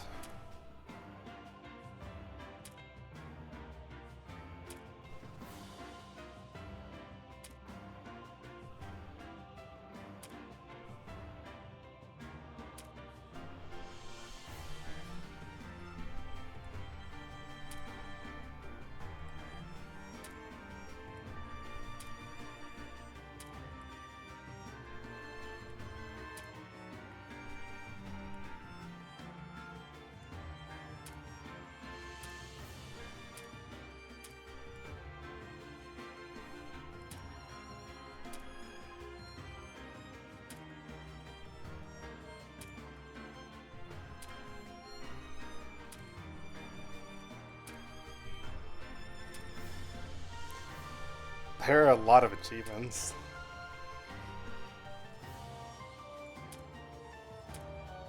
But they seem a lot... Or they seem rather straightforward, I'd say. Like, just repeating the same thing over and over again.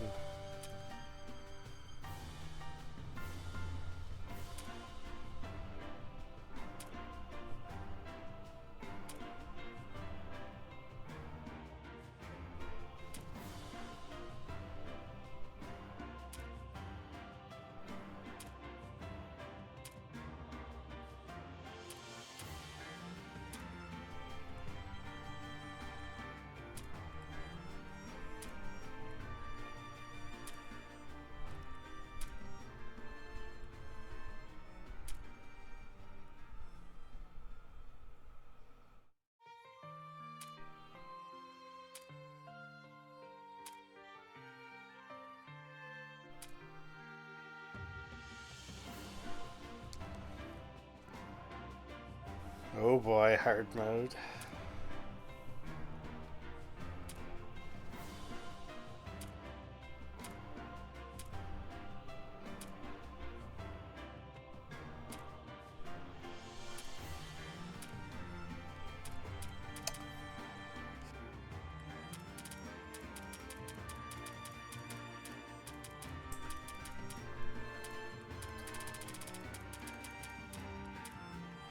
Alright, so there's no achievement for running like a ridiculous number of times in a row.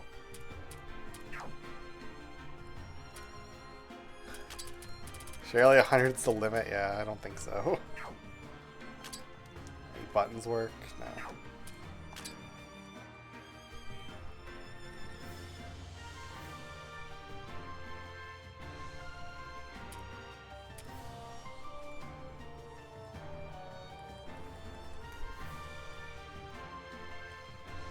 Yeah, I'll come back to this after we explore, when we actually have an achievement to go through. Also, I'm kind of curious. Do we actually have level up bonuses? Oh, wait a sec.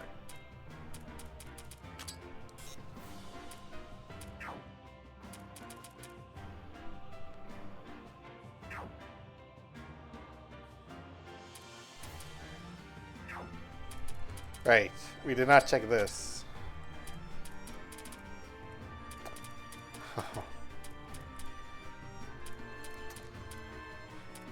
Very clever. No spoilers. You have 5 points to work with.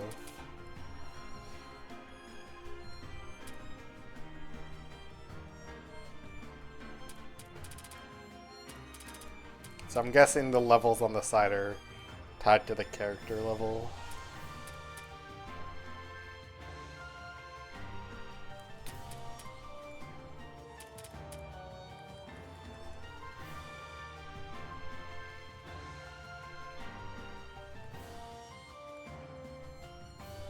Alright, so this got lowered from 15 to 12. Or was it 20? I forget. I think it was 15, wasn't it? Either way, we have Slayer skills. Oh, it was 10. Okay, so it's buffed. Damn.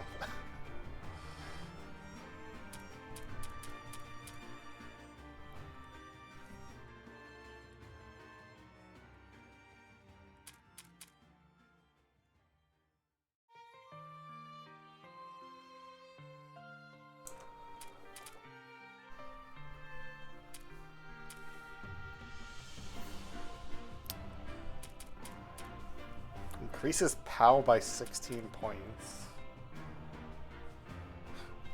I'm not sure if that's exactly very clear.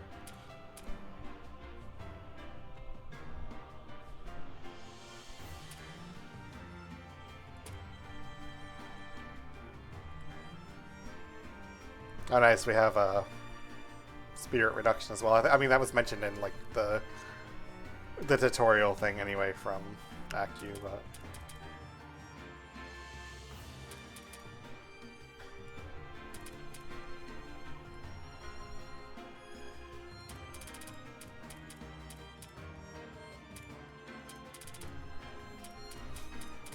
I'm gonna look into this off screen.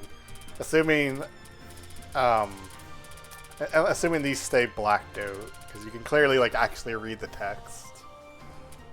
So, but I'm assuming if you level up, they might actually unlock.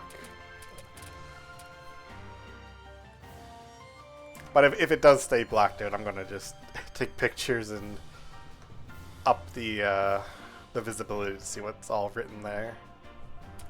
Also, 1 to 7 MP is quite something.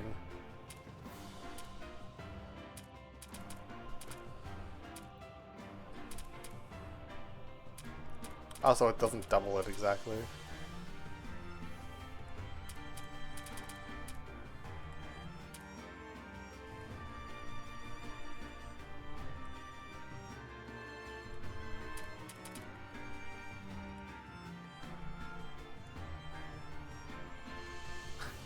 Turn counter must be 2 or a multiple.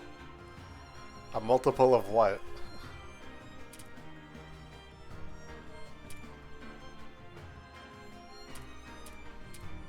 I'll get back to what I just read it there in a sec about cooldowns. So we started off with just a single target defense buff. Doesn't say anything else about that.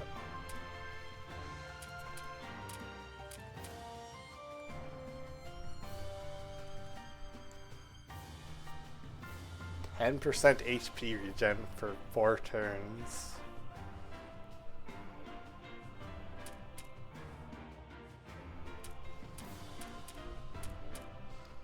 Oh, I see. And you have to get both of these to get this. Okay. That's interesting. Yo, it's Raymond B. Clearly we're going to go with Recovery Talisman just to get needles.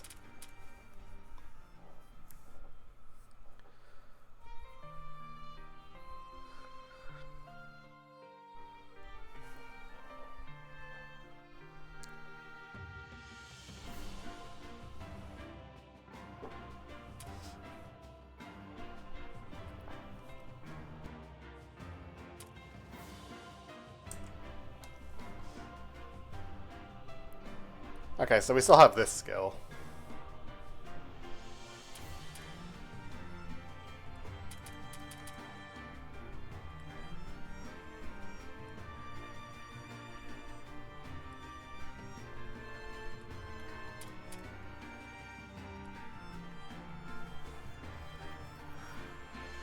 I would like to know what this turn counter means exactly. With the multiple at the end there.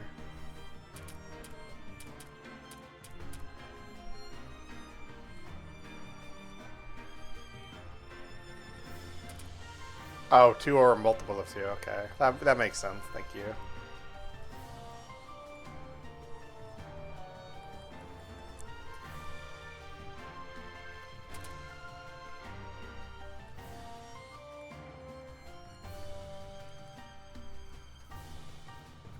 This is a very interesting one, too.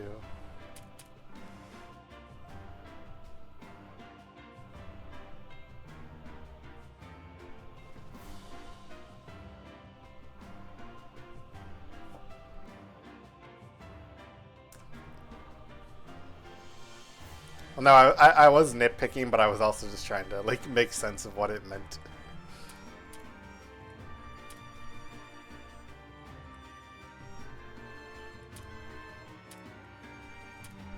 Okay, so 2 points, I'm guessing, just means 2%.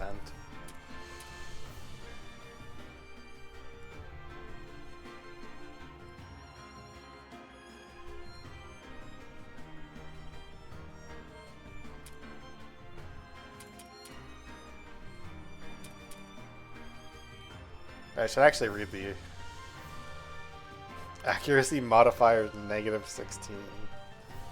Ugh.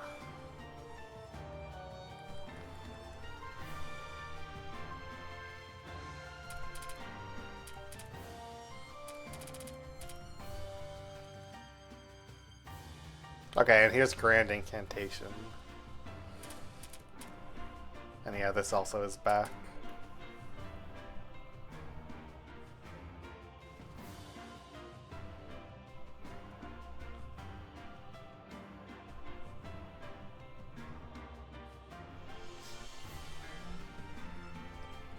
Okay, that's good to know that it actually will indicate.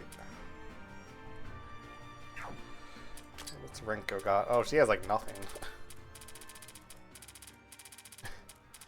No attacks whatsoever.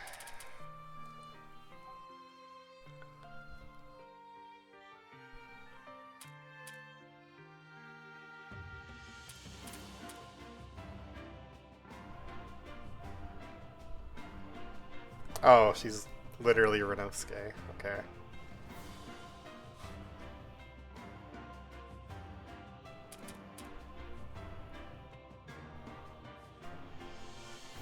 And we have synergy skills, of course. They actually mention accuracy and evasion, so...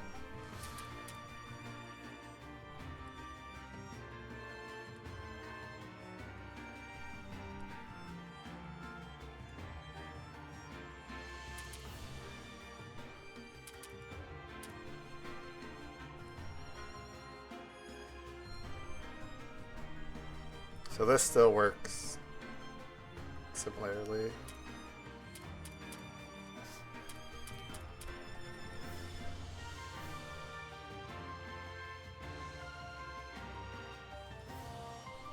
Oh, this is a cool one. I'm not sure if I like the fact that it's paired together with encounter rate reduction, since it means if you use this, you're going to get fewer battles. But I like the second part of it.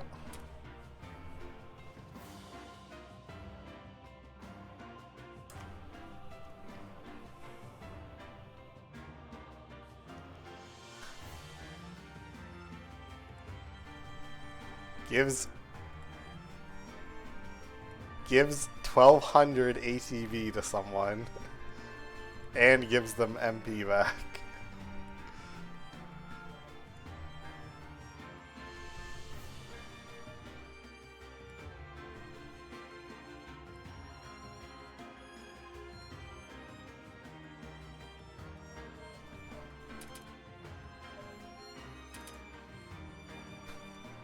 Okay then.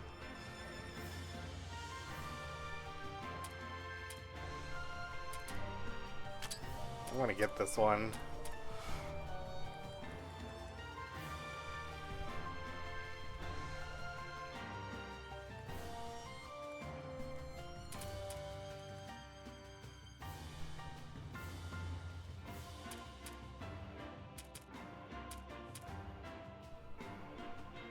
Accuracy buffs.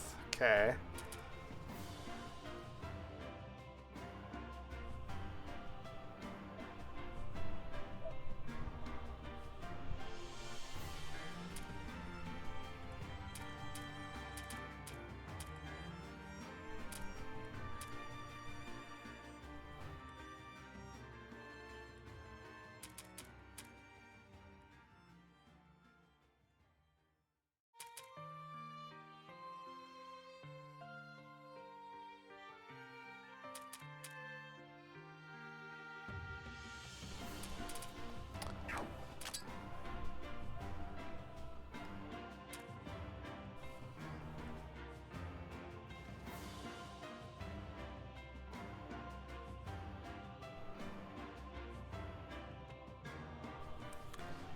Dude, this sounds really OP for like a long-term prospect of just a flat 20% damage reduction for 8 MP.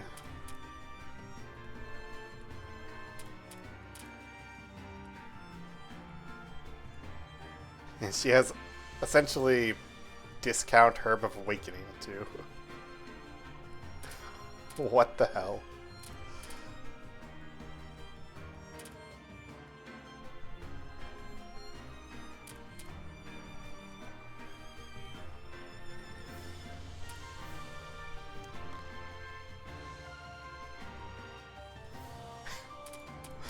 Are you... What the...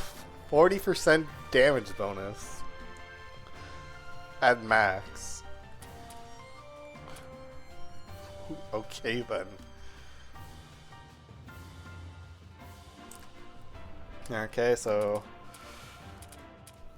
66% shock, so no longer 100%, but that's fine. Cooldown of 4 after use, that is...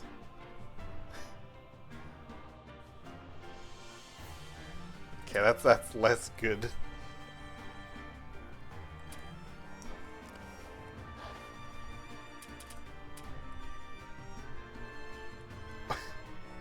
Oh right, it's additive. What the hell? I was reading it as like it took precedence, like in Genius of Sephiroth, how if you get like the higher tier like weakness damage, it just overwrites the previous effect.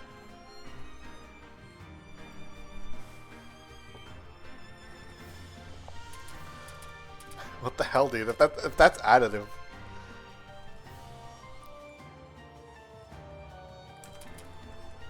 I can't believe you get that at level like 32. What the hell?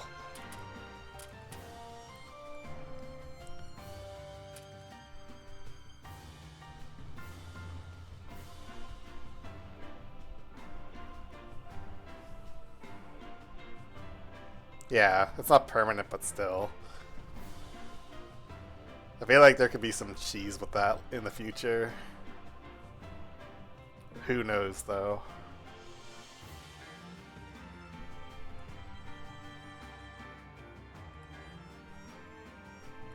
Oh, so the terror effect that this used to have is just baked into a different skill now? Okay.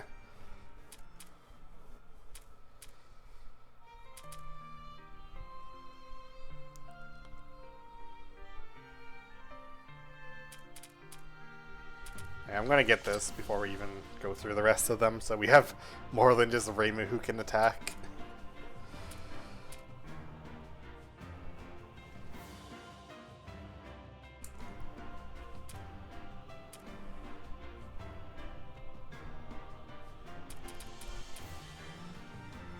Oh, so it's Dark and Spirit, okay. So we do have multiple element attacks, which I'm going to assume target the lower resistance.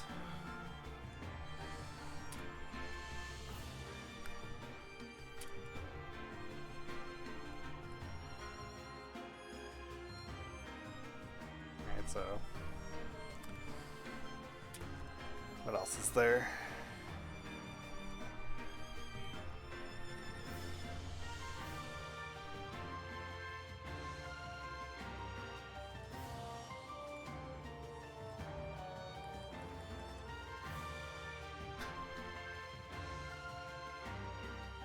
Okay then, so...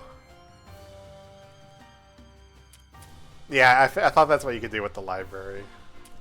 Oh, you meant right in here, okay. Okay. Wow, that's actually really convenient, wow.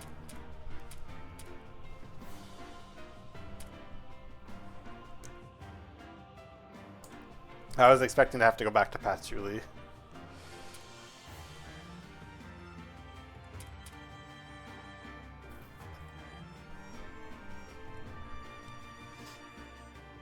So this is like EX debuffs on the enemy.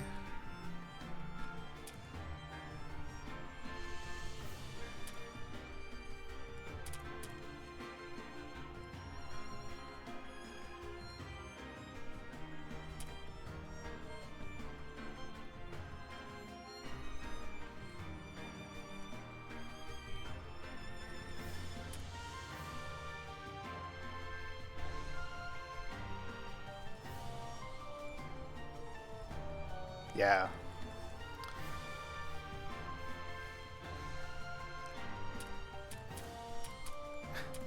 This turn counter stuff is really interesting. Like, I wasn't expecting this game to have so much complexity like that, where you have to actually be really thoughtful about your actions you take to, like, not screw other strategy you might be working on trying to do.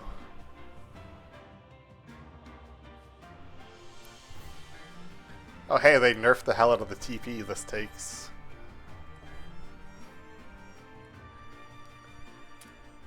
So it no longer completely screws you in random encounters.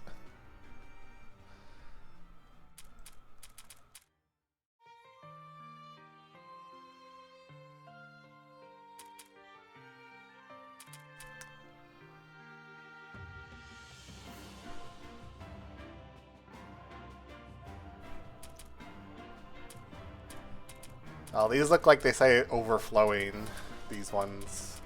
So I'm going to guess it's going to, like, get rid of the damage penalty at some point.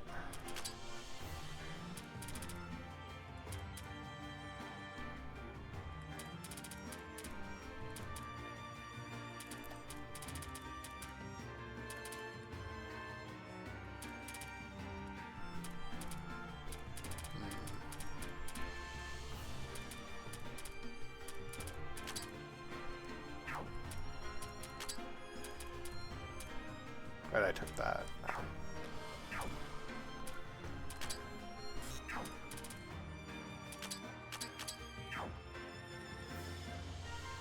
Oh, okay, there's combat experience. That's what I was trying to find.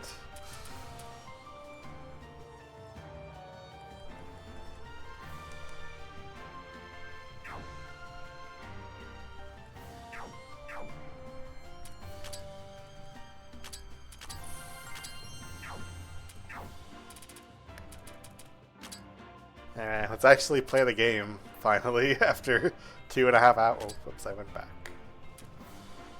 After 2.5 hours of... Oh, okay, so the stratums are going to be broke up like this.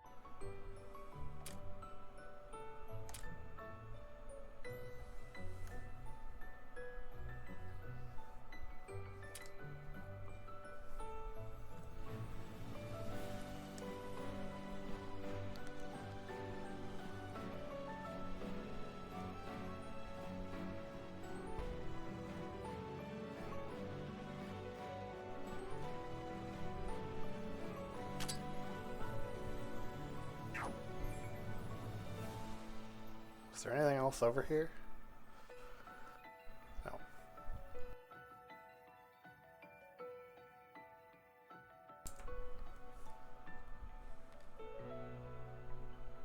I really like this way it tells you where you haven't been. Like, I like it. It looks a lot nicer than the other game.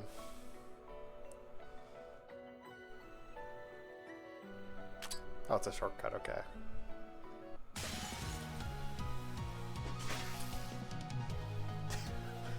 Renko getting 2-shot. Excellent. By an attack that has paralysis, too.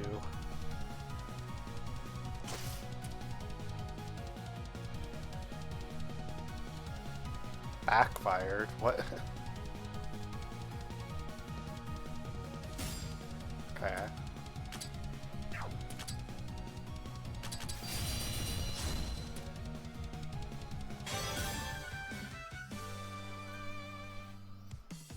Okay, so the enemies are not stupid like Labyrinth 2, at least.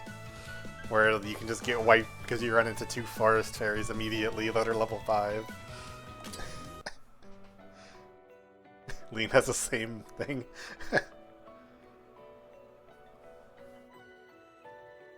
Right, yeah, I should probably do that. I was so caught up in actually being able to play the game.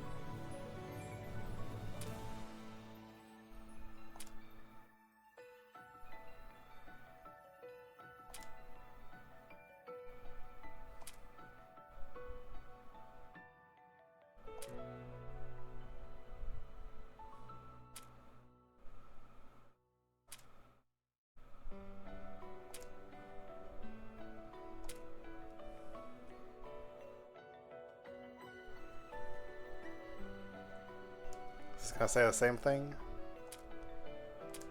Yeah.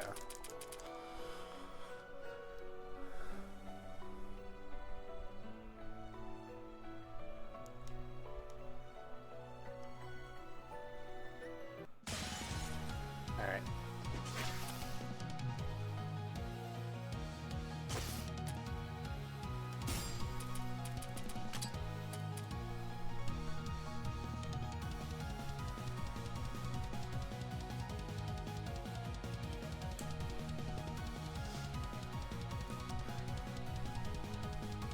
Okay.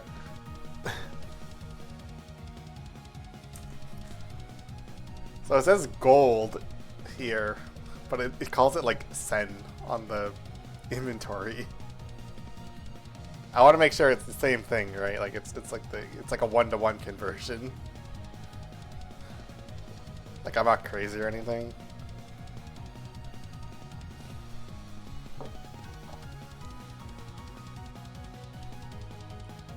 It's weak to physical, very weak to fire and cold.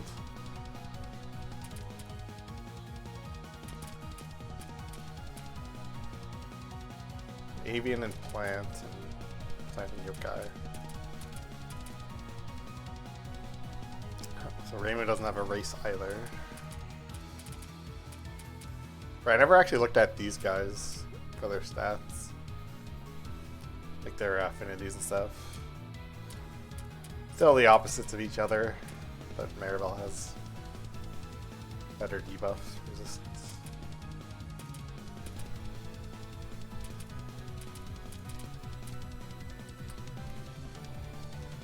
So. Yeah, I know, I was about to read the thing at the top there.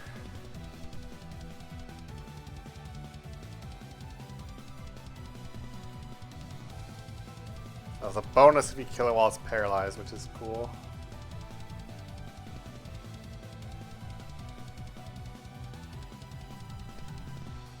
Oh yeah, no problem, Zelda fan. Starting off with a 0.8% drop as well.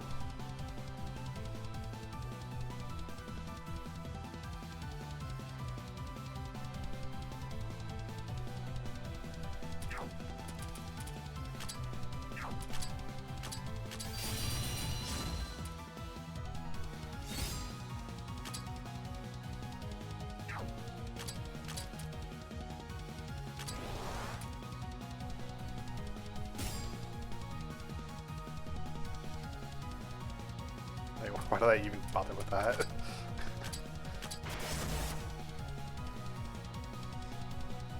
I forgot she was already at full. Should have used it on Remu instead. Or I guess I could have healed Renko herself, really. So we didn't lose as much TP.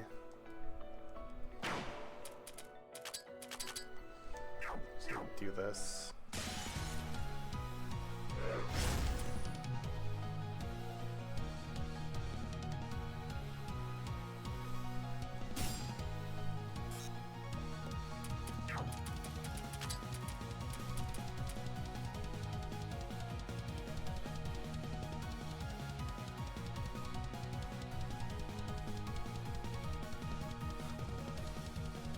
Okay then, that's interesting.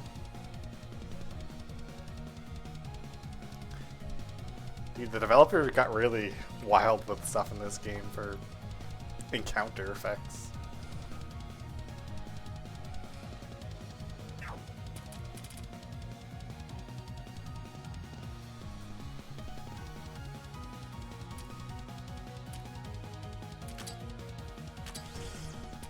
Okay, so we can basically one-shot them without even using... Oh, okay. Well, never mind. Oh, we're in cooking.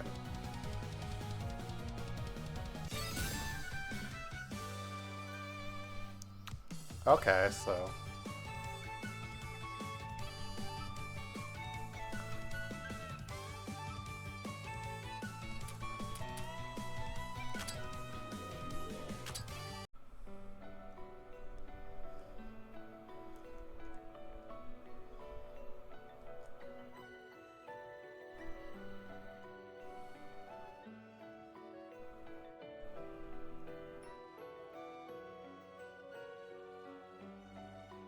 I'm not going to interact with all the ice. I'm going to just assume every single one says the same thing.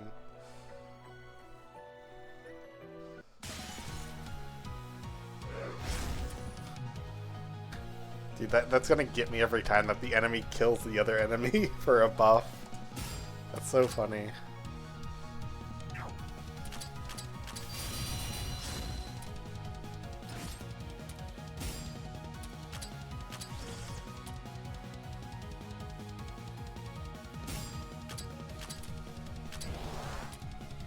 That one heal.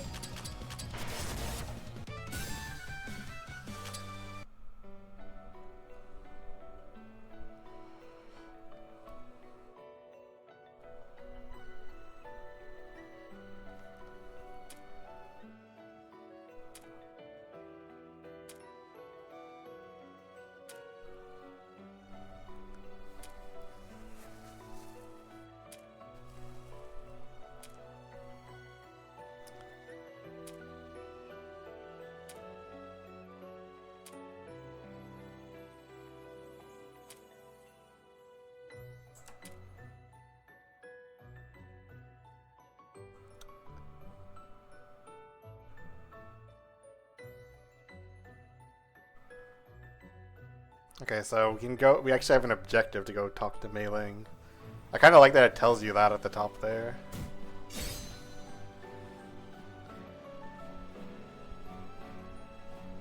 I don't think I did Zeldaphand.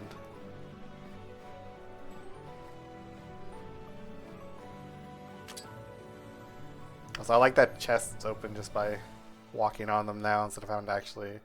Or wait, they already did that, never mind. But the animation's faster.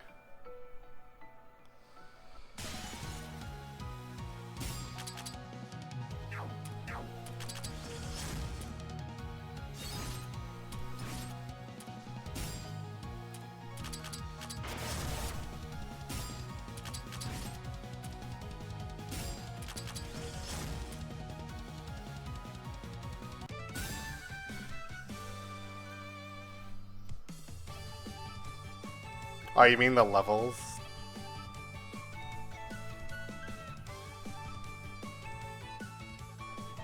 Yeah, that's cool.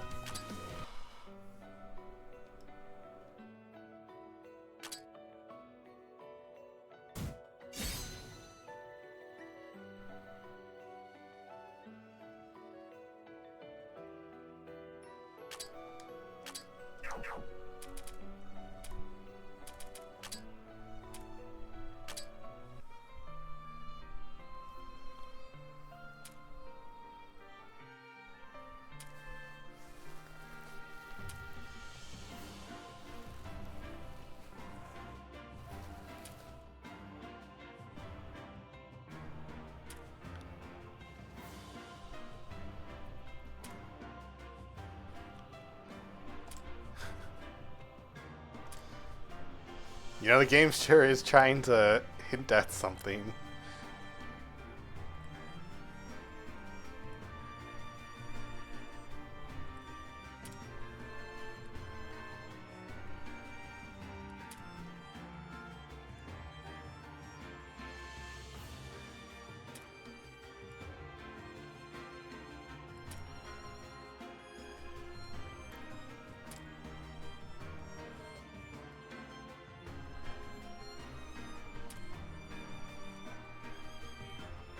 Also, I keep forgetting to check the enemy action thing. I want to see what it says when we have it up.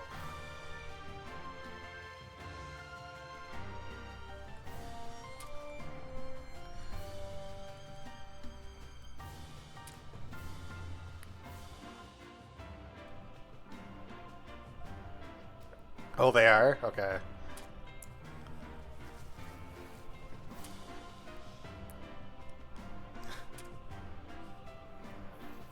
I'll just have to remember that when we find the first boss.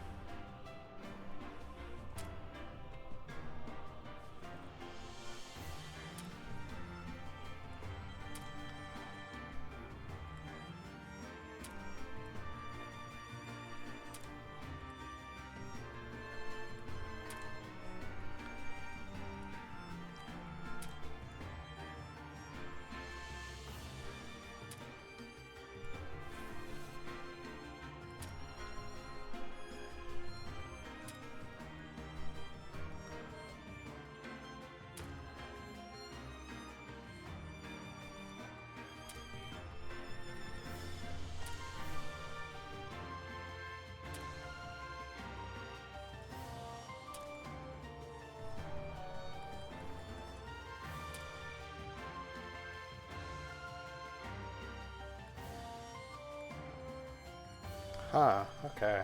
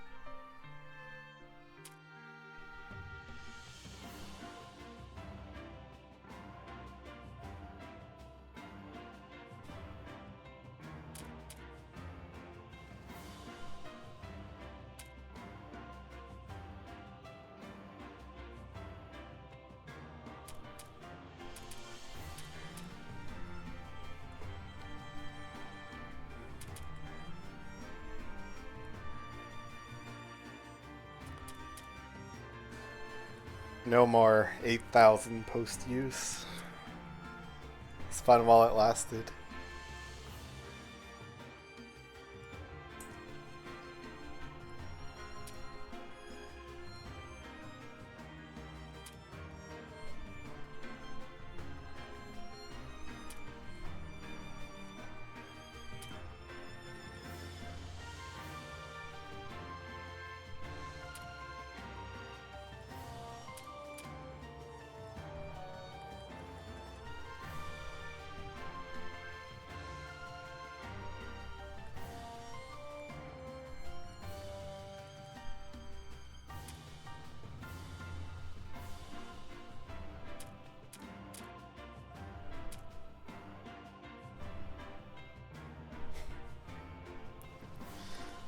I like the sounds of this one.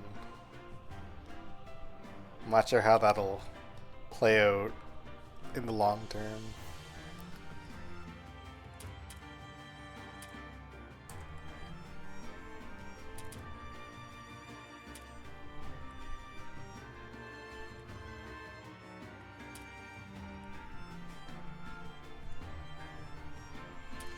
Alright, still has her Vermilia support skill.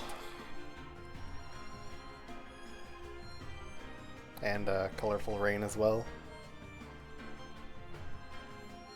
Which is not as easy to use apparently, but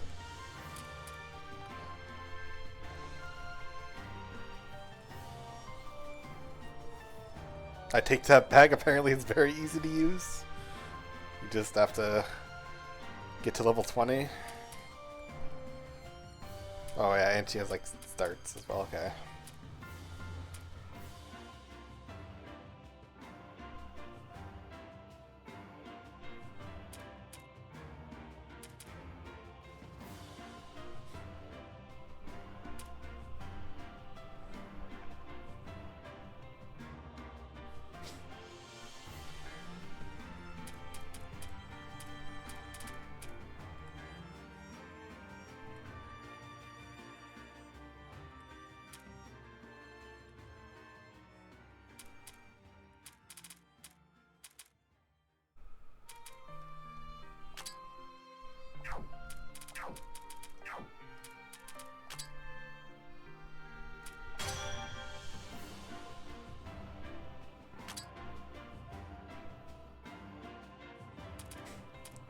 So there's no level up bonuses, or am I just crazy?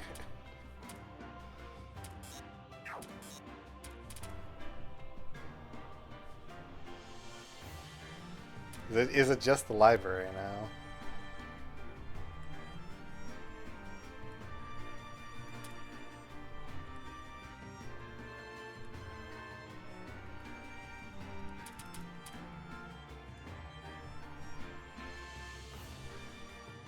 Or is that what the battle point thing's gonna do? I guess I'll find out eventually.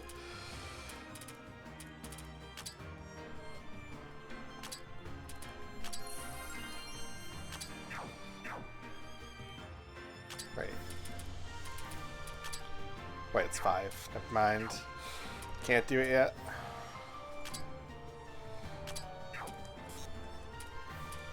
I don't have access to that yet.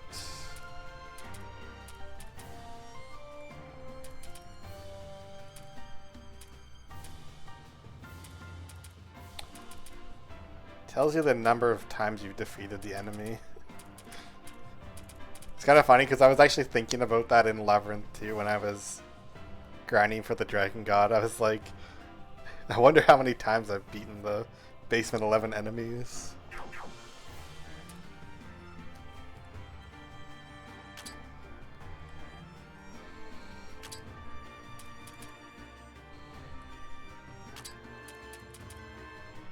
I don't have that much money yet.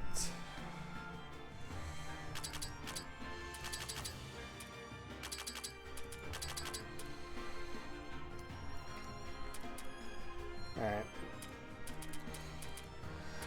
And speed still works the same, where you don't always get it at the early point, which is fine.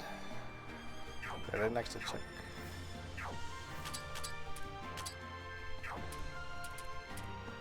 Oh, that's actually really cool. It's different colors.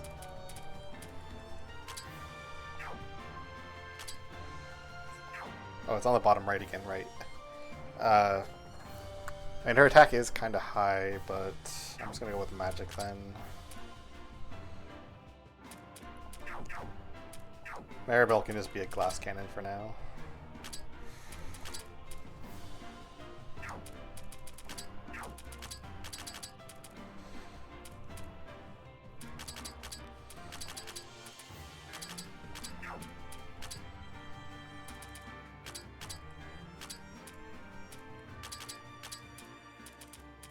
I don't even know why I did speed, but whatever. I'm gonna mind. Oops. Okay. Either way, it's fine. What do we got? The craft.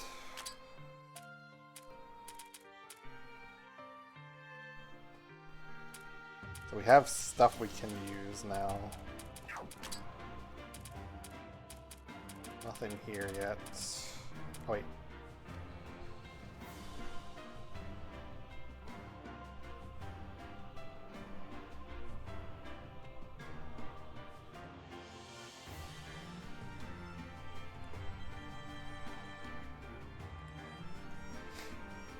Very low stat increases, which is interesting. Or I should say, like, it's more like conservative stat increases.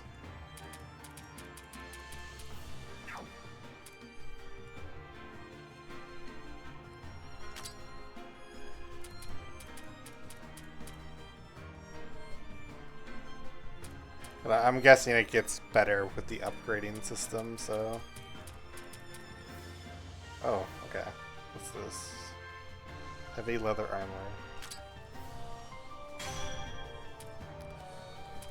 Is there anything else?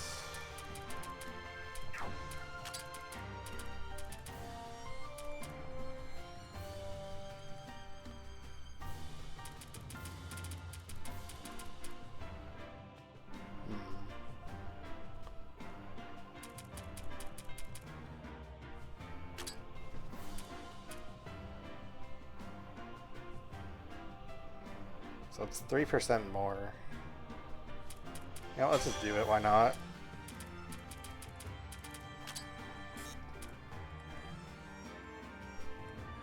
I'm not gonna do this, I don't really need more cold resistance and debuff resistance.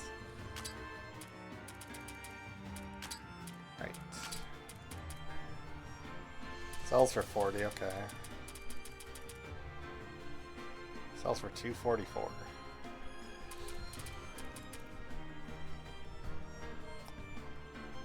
I also can't, I'm assuming I can't sell it because it's leveled up.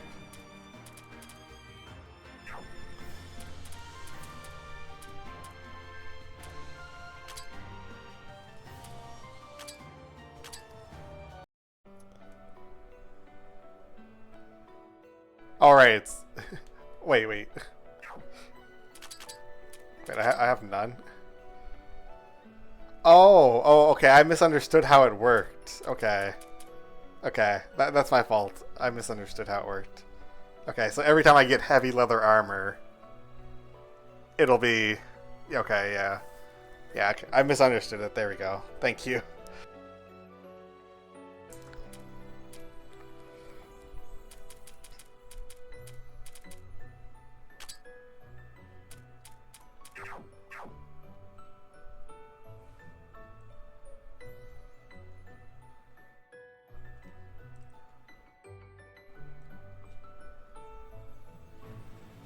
Okay, then this is the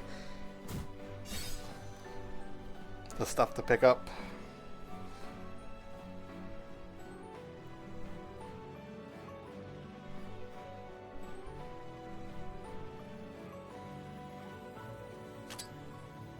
Items that make grinding better. I'm already happy.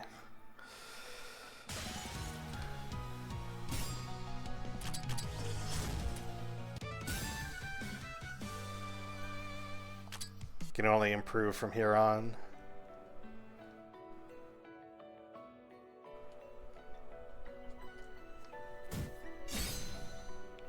Alright, Power Bracer returns.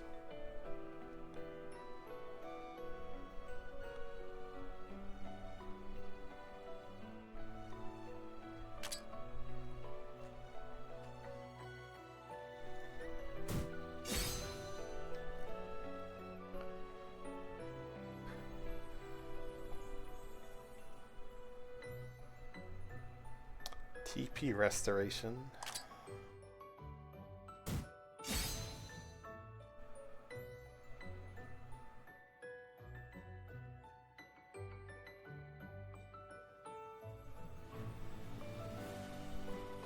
I'm going to assume I'll understand that one later on.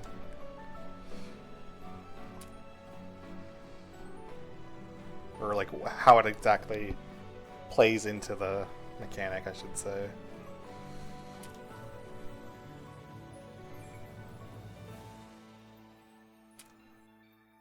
Wait, what?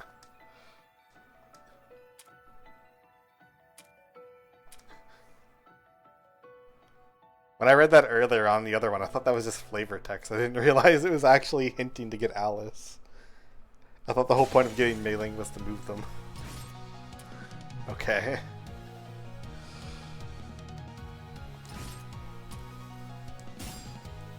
Yeah, yeah.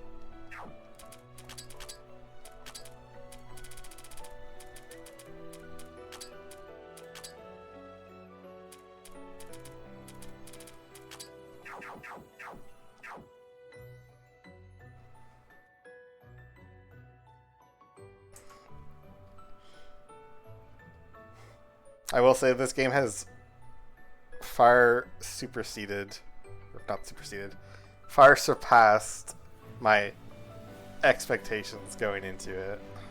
For like a game demo, especially.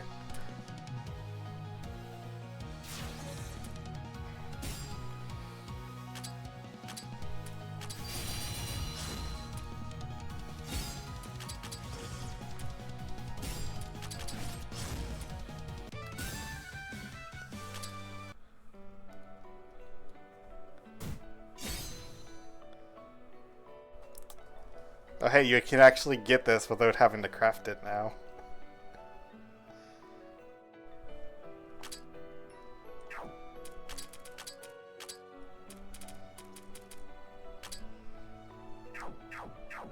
Dude, that's a huge increase, what the heck?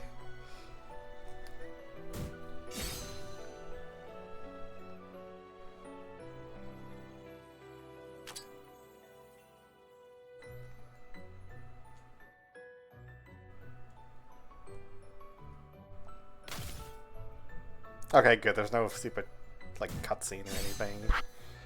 Oh, sorry, I bumped a microphone. Apologies if that was loud.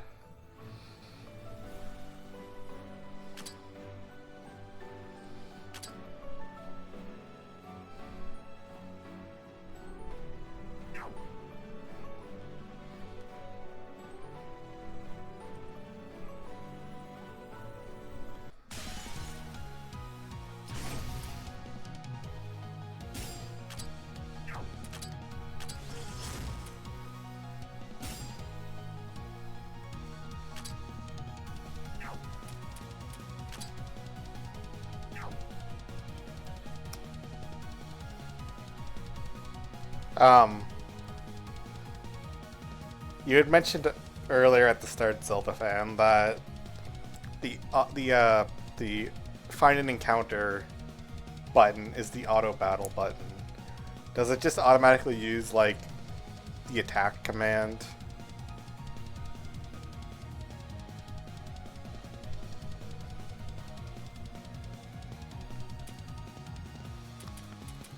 And I can test it right now, I guess. Okay. Okay. It's kind of what I figured, but...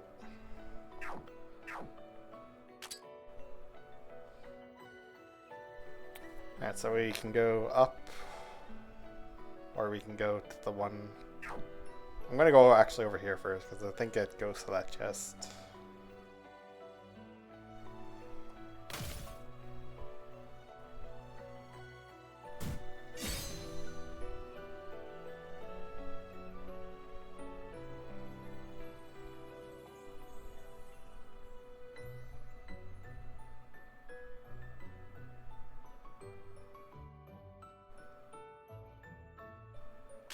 It's a very long-winded flavor text.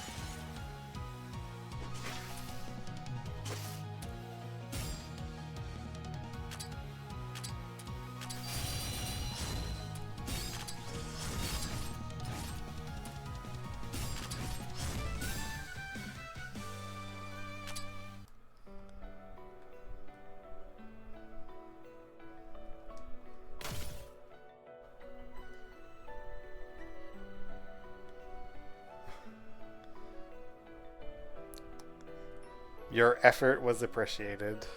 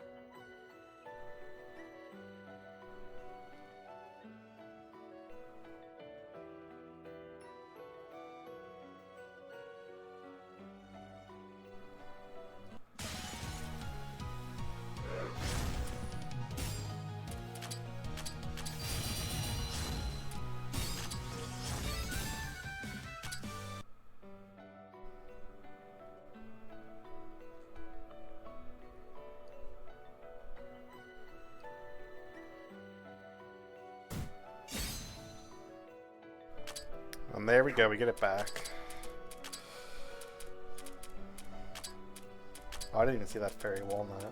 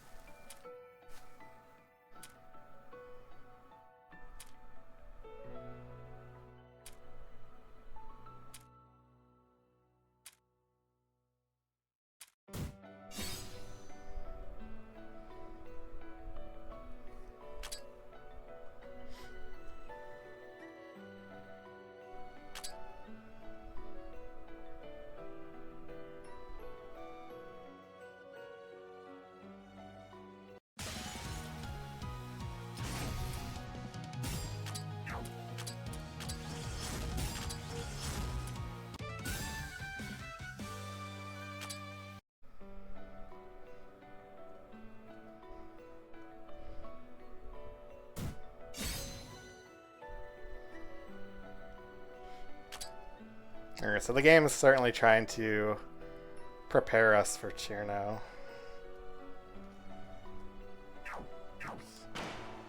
Oh shit, first I meant to open the map. Oh, that's kind of cool, it has a sound effect when you do that.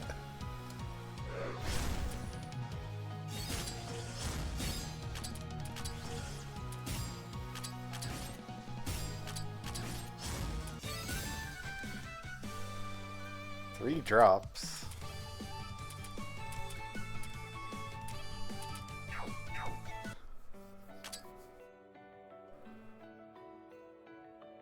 Ah yes, of course the boss is, it could be anyone. Forgive me.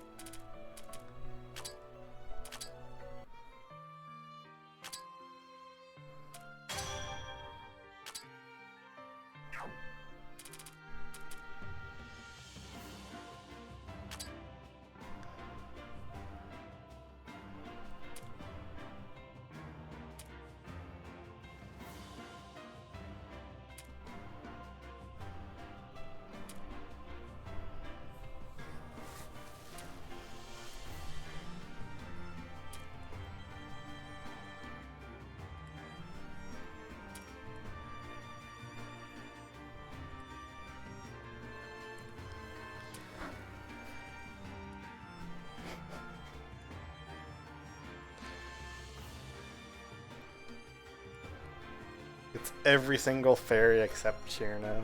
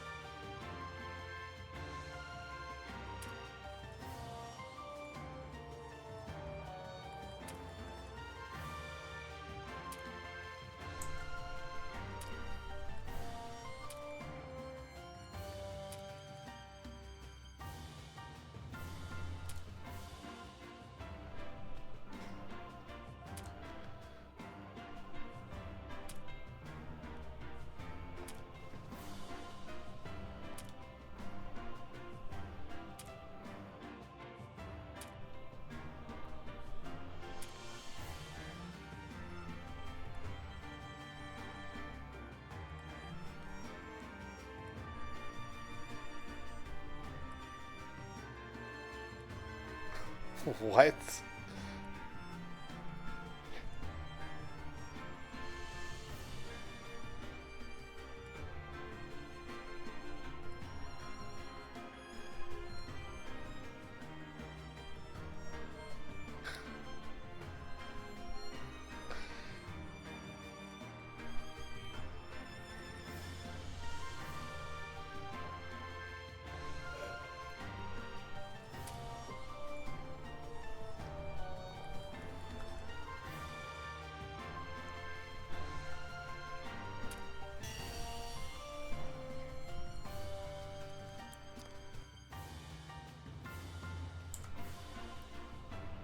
Oh no, Zelda fan, quick, avert your eyes. It's PC98 mention.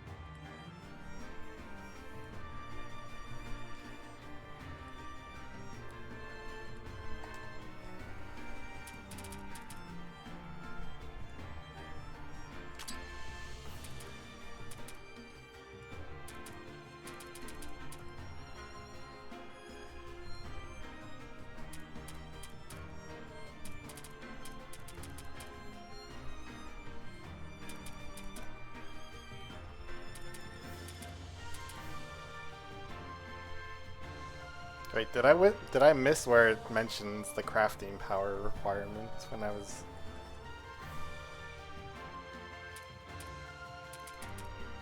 when I was like stunned by what it mentioned about just remaking items for free.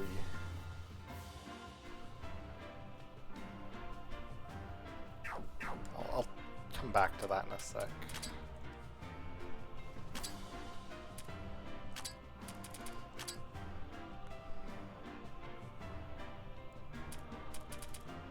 Also, I just noticed 16 evasion and 32, and she only has 10 TP. What the hell?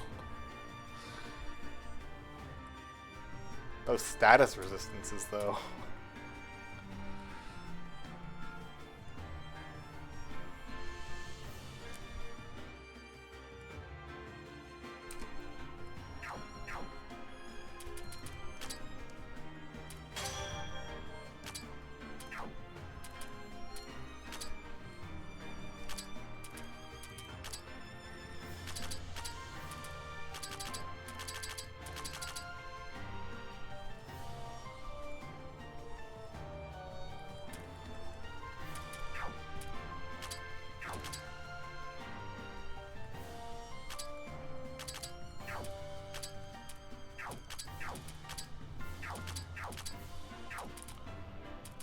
I'm going to assume the library costs will start diverging later on. Just kind of noticed they're all the same right now, so.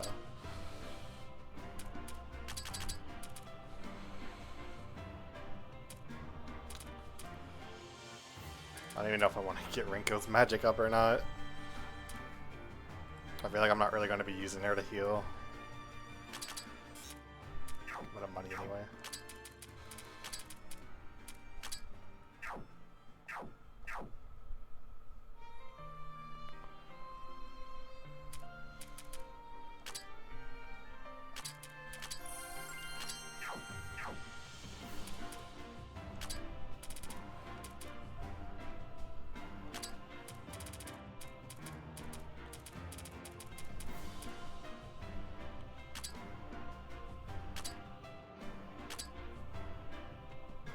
Okay. I had to make sure you couldn't do more than one at a time. Or like queue them up or anything.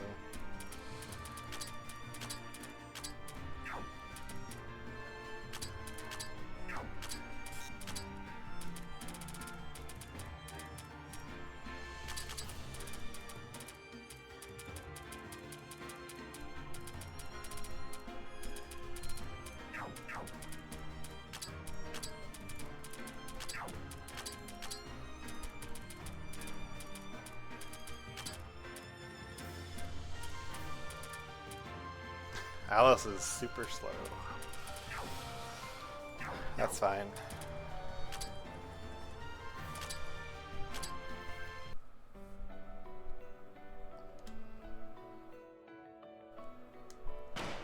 Oh, God damn, I did it again.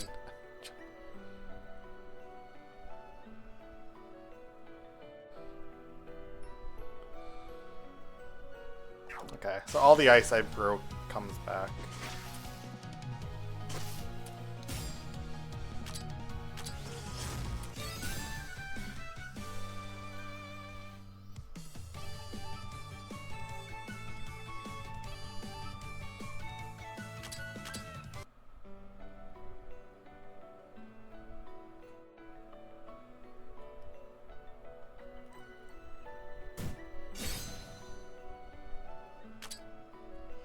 I'll have to look into the food stuff too. I have not played around with that yet. Oops.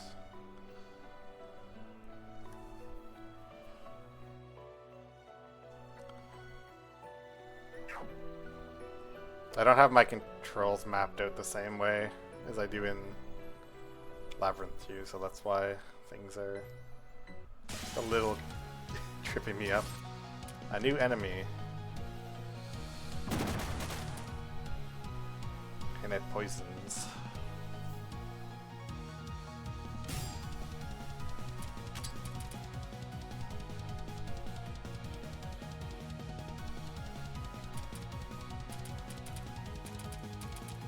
Okay, so Alice also does not have race, which is interesting. So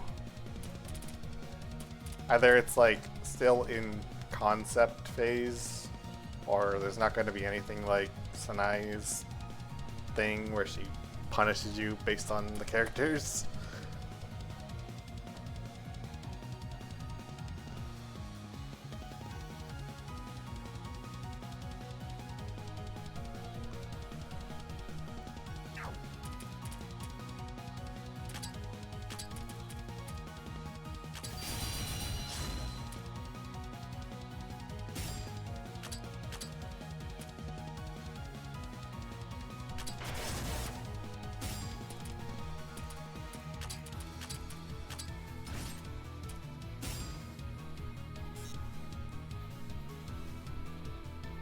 I forgot to give Alice skills. Excellent.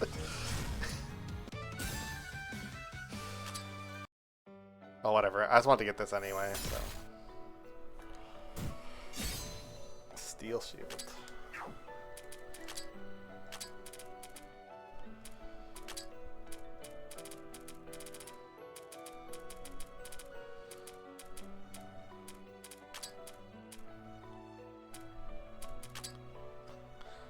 Yeah, give her the power brace and she'll just kick everything.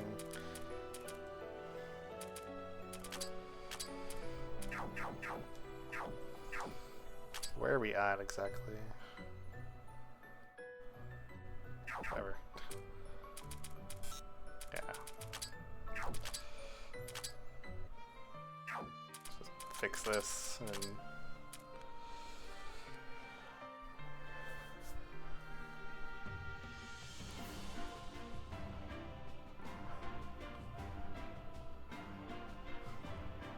okay then.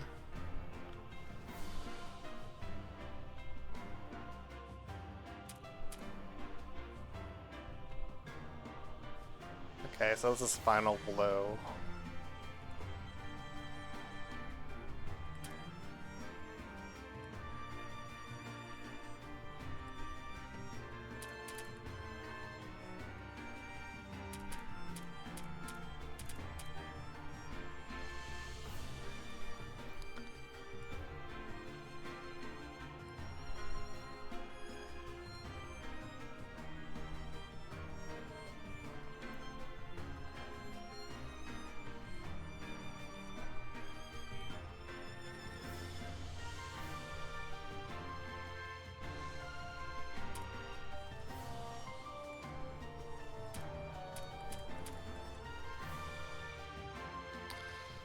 It returns.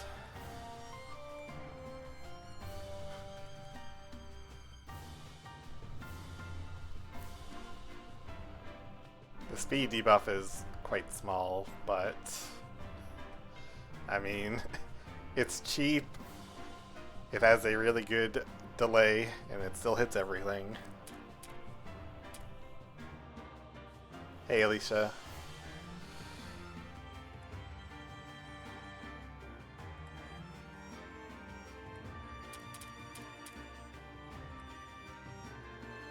Oh, it's back from the first. Or wait, is it Artful Sacrifice in the second game?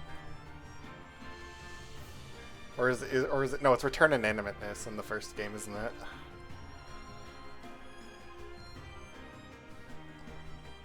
Damn, I got my hopes up. They look the same anyway, so it doesn't matter. The other one just sounds cooler.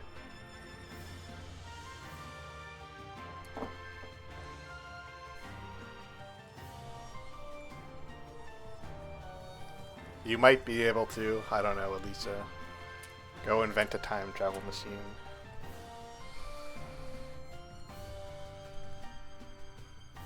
Alright, so we've got the Mystic Row attack.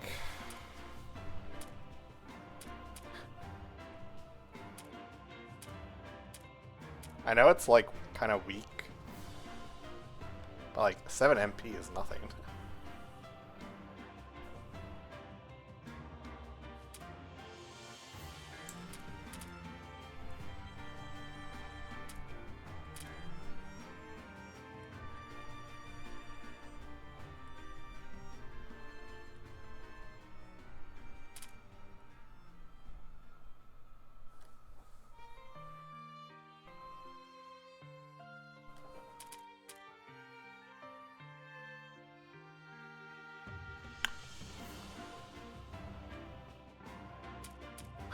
Okay then.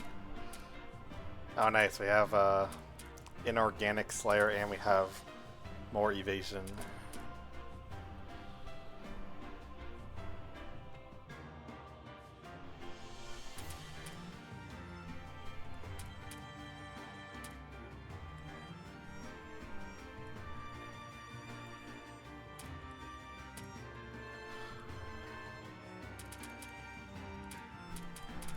Alright, well, Malice Cannon is not as strong anymore, which may be a good thing. It means synergy skills are not as necessary.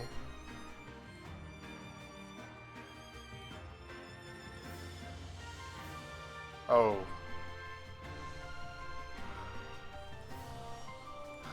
Sorry to hear that. I can understand.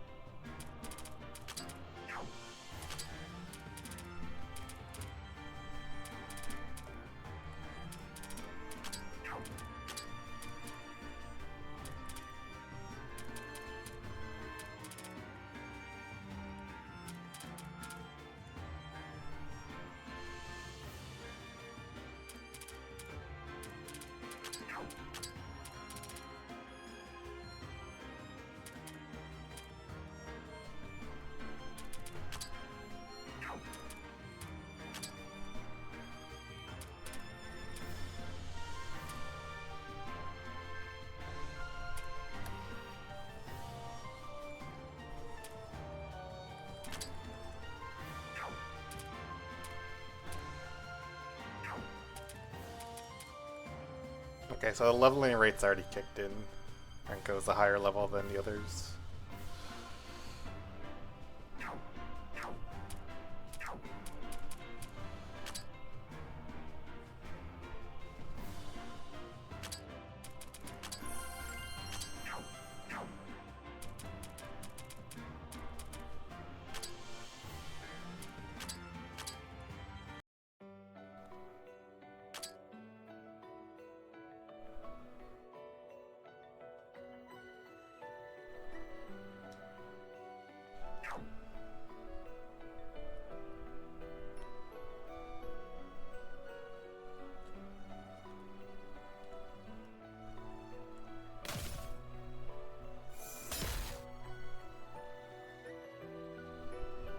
Oh.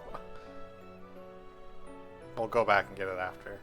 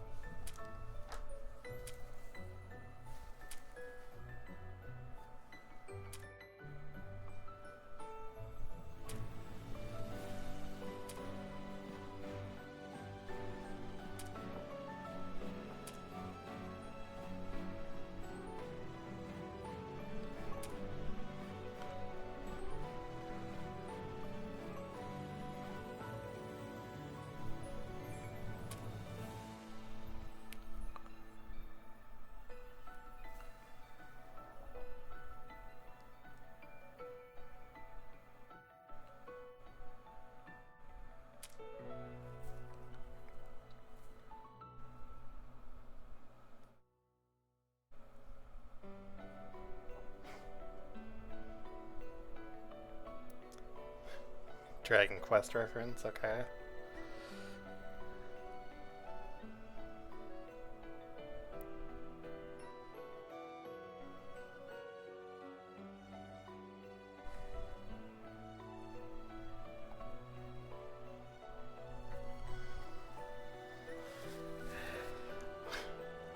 Through means with very low odds, you can farm them later on. Hooray.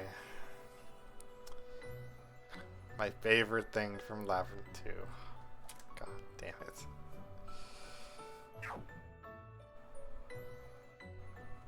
Party average 4. Alright. I want to actually try this out, so...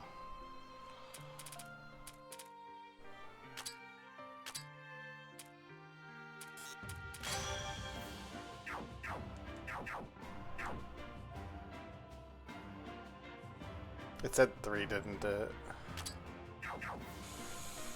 So we gotta mess around with this a bit more.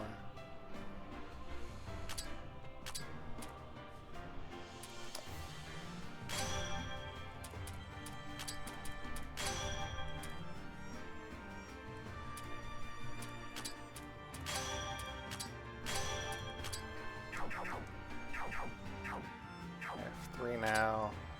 How much can we squeeze out of this?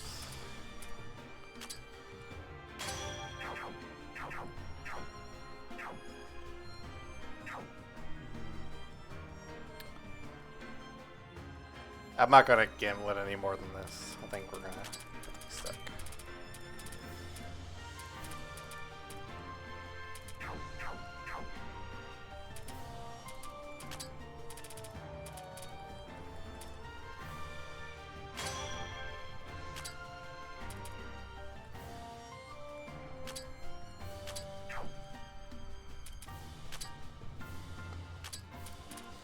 Guess I'll just get some magic. In case we need it.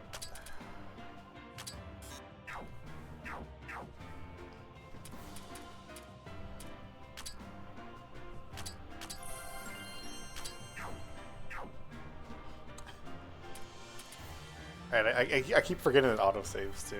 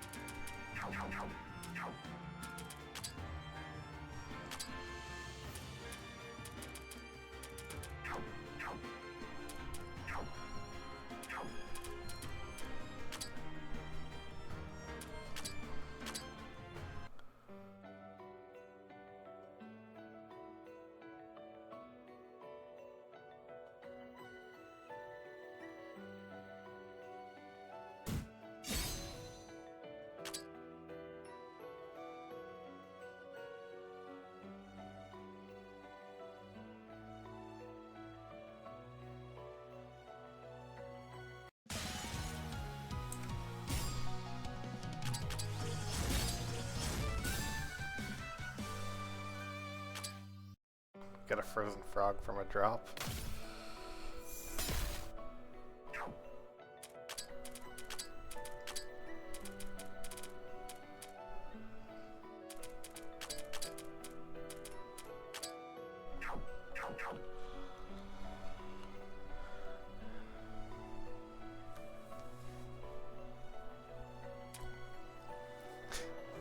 Let's watch as I get destroyed by the first boss.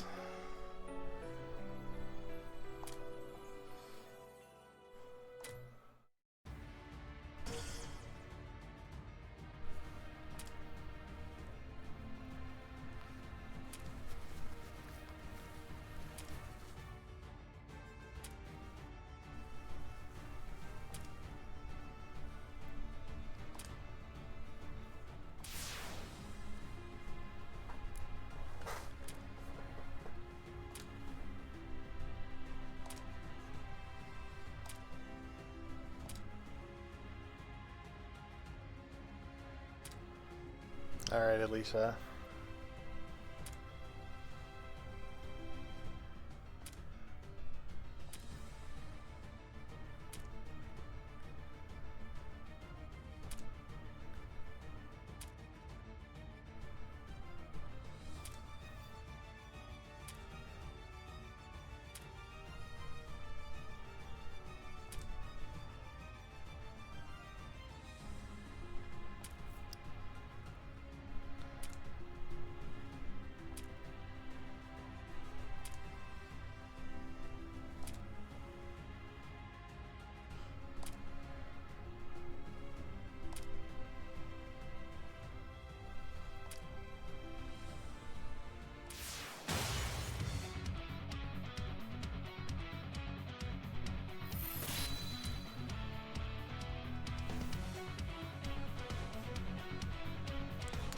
Strong speed debuff, okay.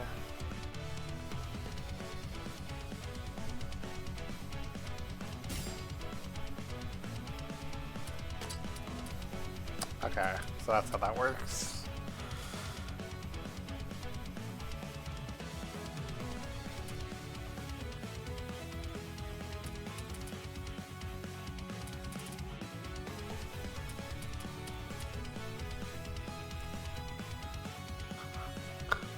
Why is Chirno another enemy?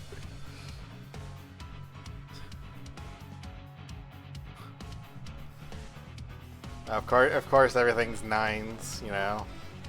Haha, so funny.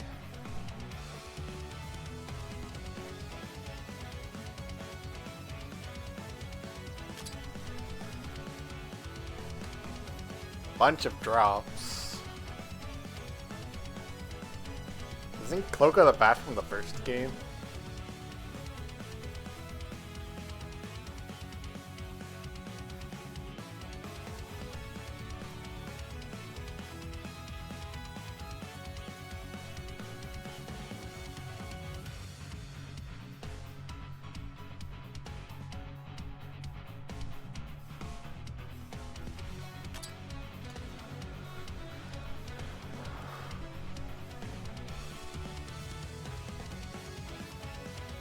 So what are we working with here?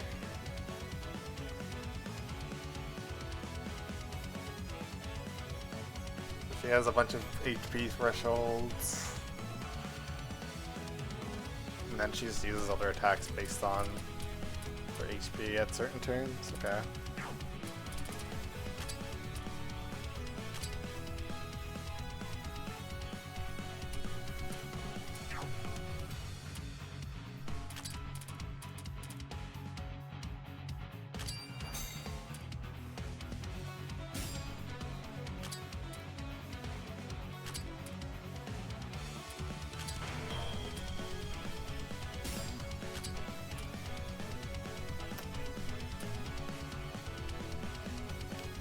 Kinda sucks that she resists Spirit.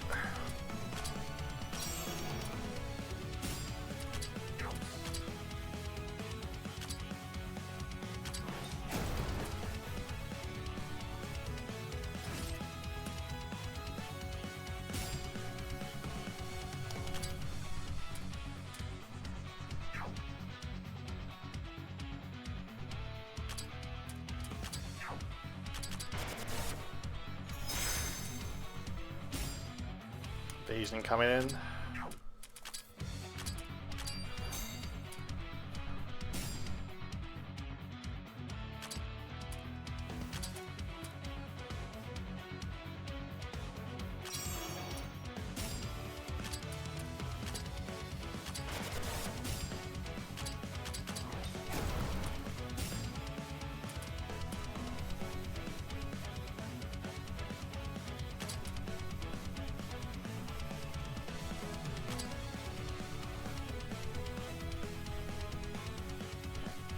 So we should be able to take anything fine.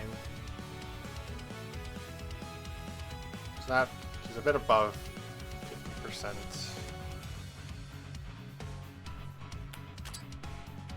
She's gonna multi-target us.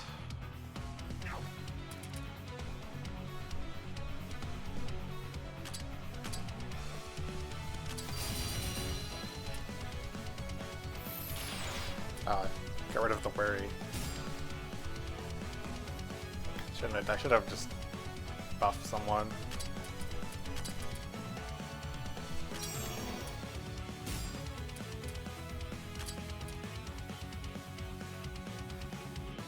The paralysis isn't gonna matter for her.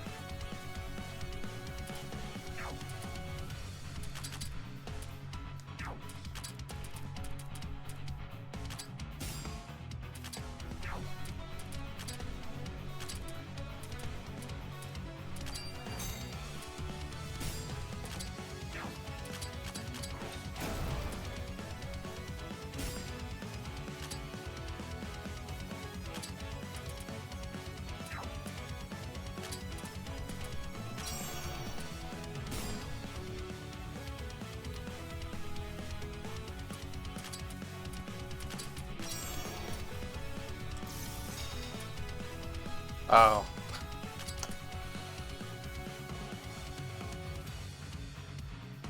Okay then.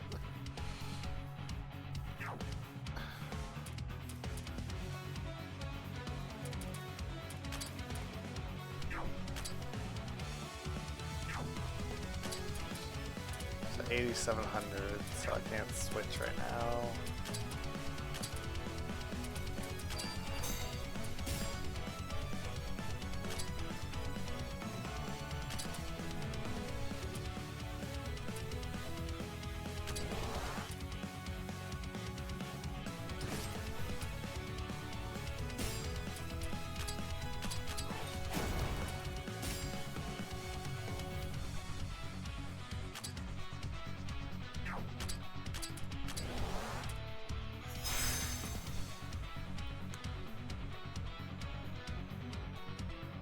Alright, very weak, but it has a huge damage bonus. Or damage multiplier.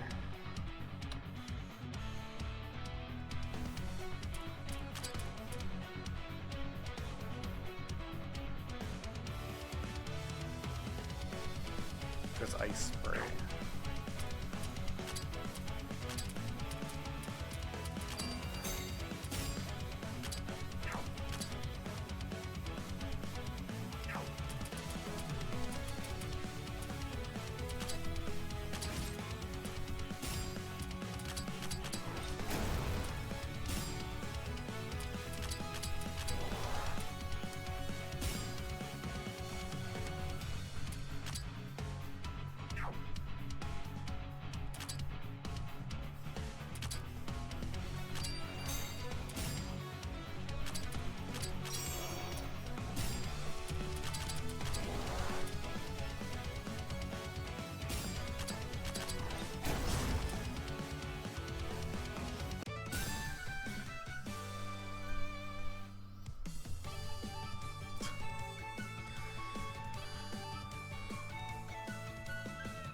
I only got one drop out of all of them.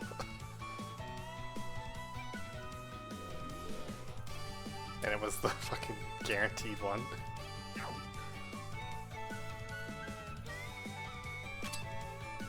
Or is it like a bonus reward thing after the fact?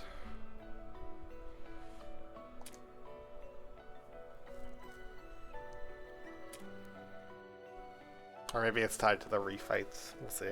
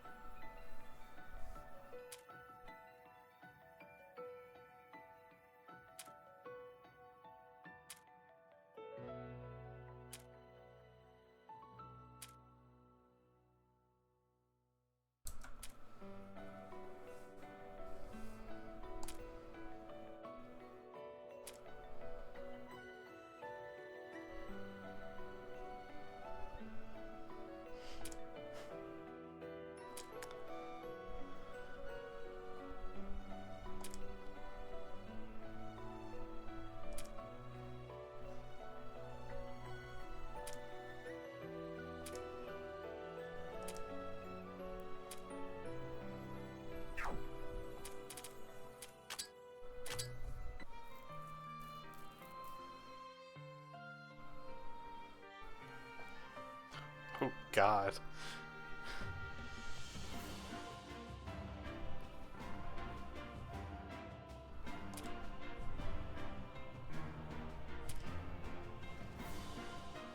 That hurt my brain to read.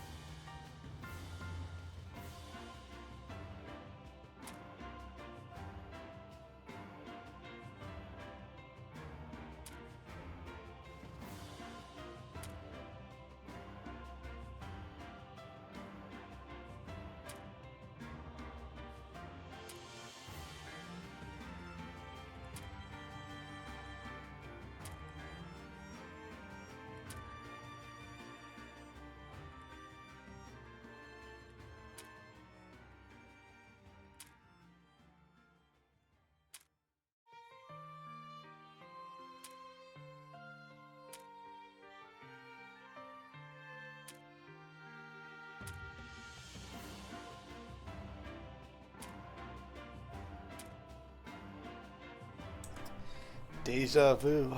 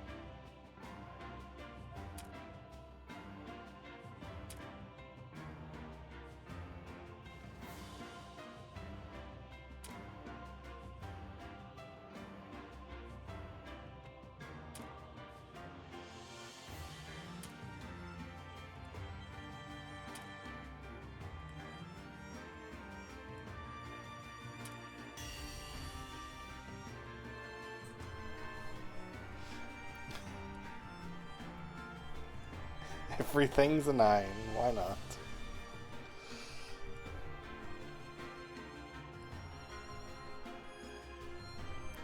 He's also very high defense.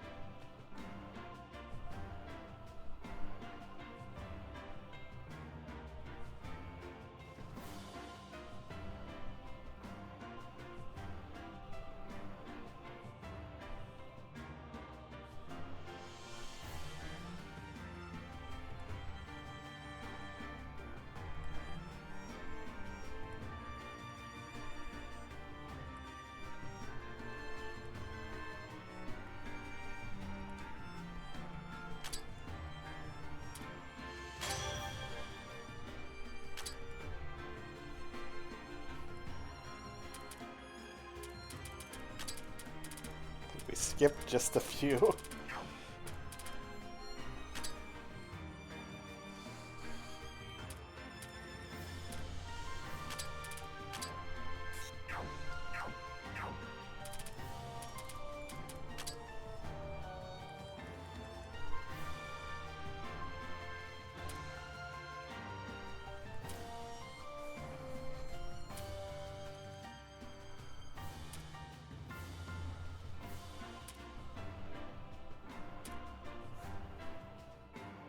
You know, I was coming here to check if my thing was done being crafted, but okay. I'm assuming it won't actually finish unless I go back into the dungeon.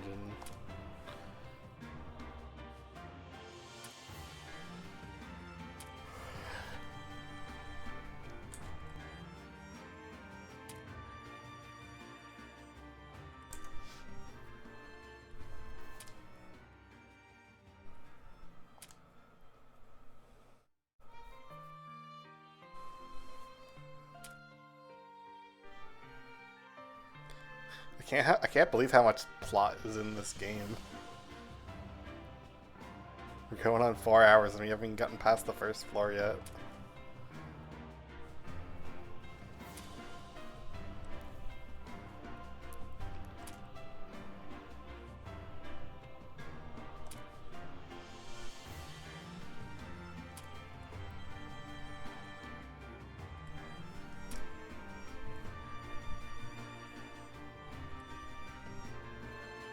Well, it's not even that, but it's like compared to the second game, which I already thought, you know, they did like a surprising amount for the story in that.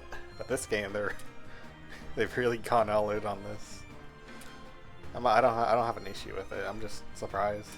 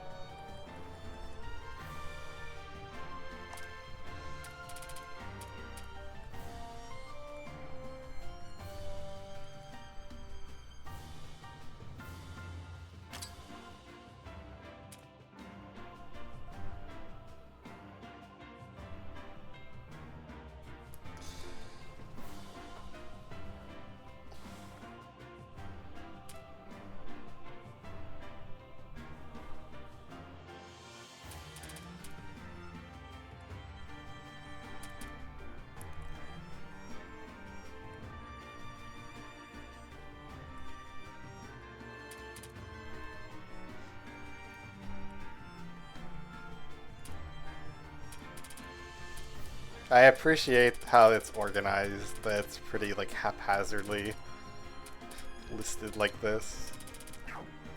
Nice attention to detail. Oh, nice, it's actually done.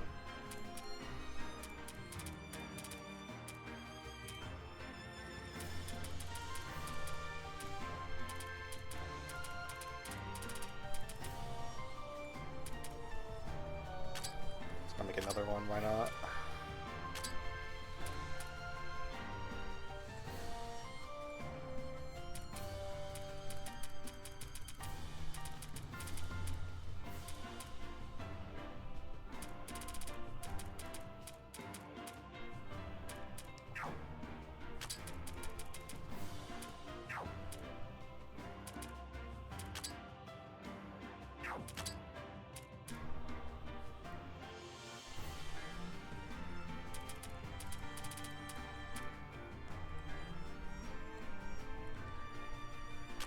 Actually, why not? Let's do this.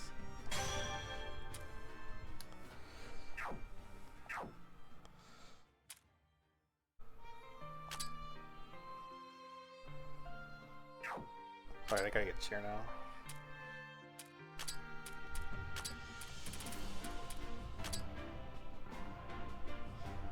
$22 TP, now that's what I like to see. I already did that, whoops.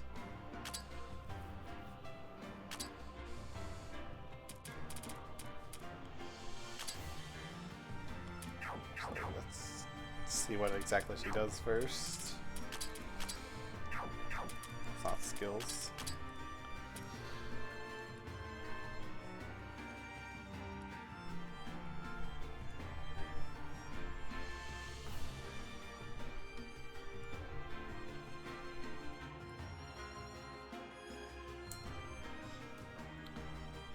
I am pleasantly surprised how much more, what's the word? I guess pleasant the crafting system seems in general.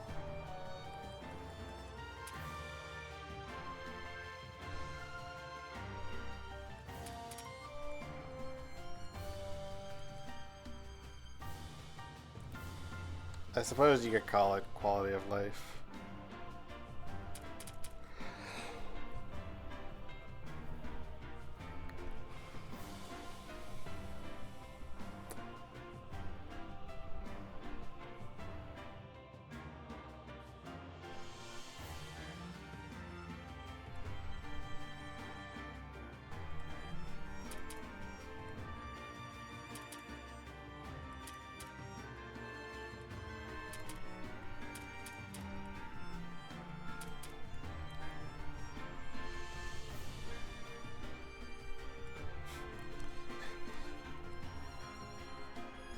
You know, Shayna's flavor text said that she's like really specialized at debuffing and that's what she's good at. But like,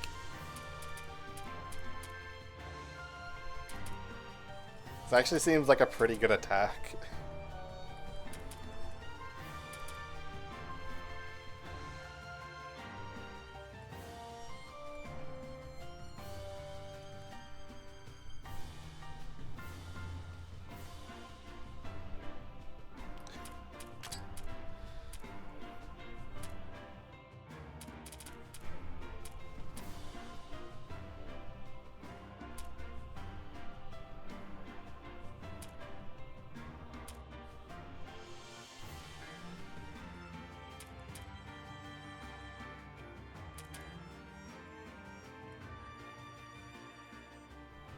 Oh, I didn't catch that last line there. So they've enhanced the automatic buffs now by making them pierce, or at least Chierno's pierces, I should say. I really like that.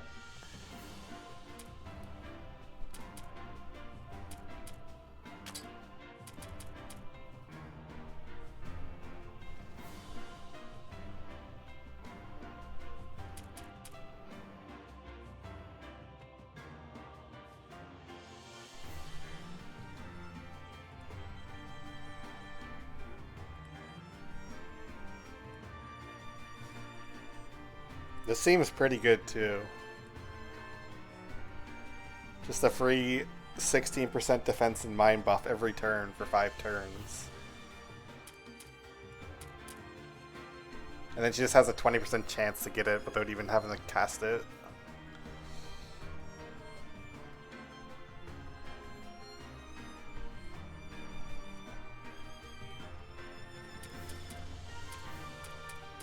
No cooldowns either on anything.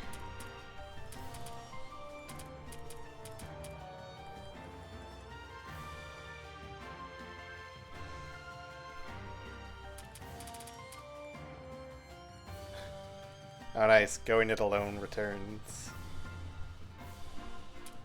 Although it is weaker now, but I'm assuming these make it better, so.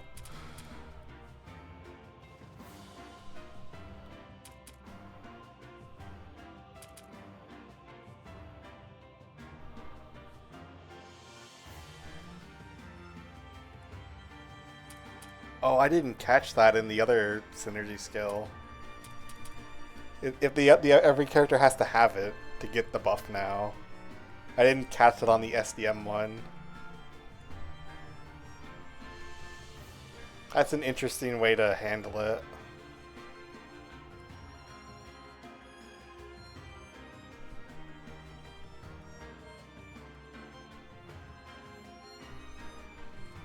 So it's not just for having the mode anymore.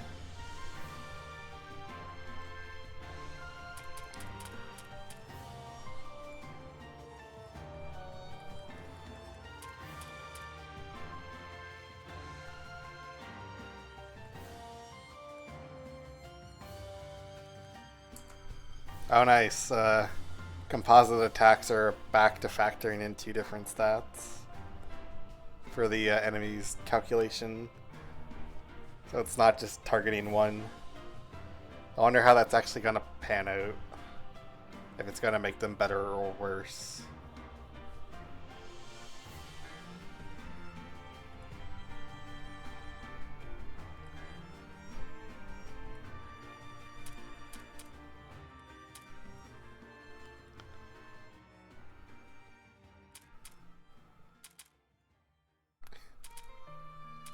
Dude, what the hell? 70% paralysis.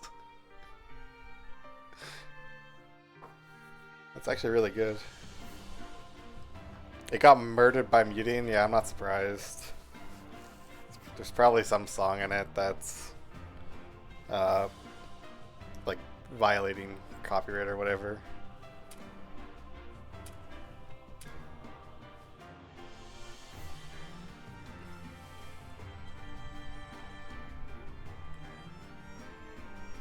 Oh, okay, that makes sense. I actually really thought that I really thought it was the that it was reworked to make it require it. It's no big deal.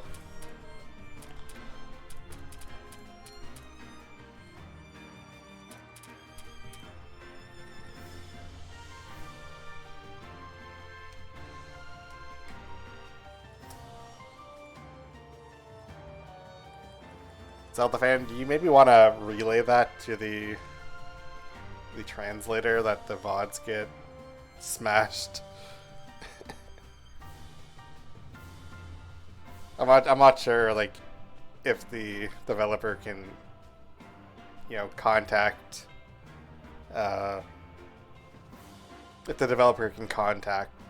like whoever distributes the song originally, but it might be good so that other people playing the game in the future can actually capture their stuff without having everything shredded.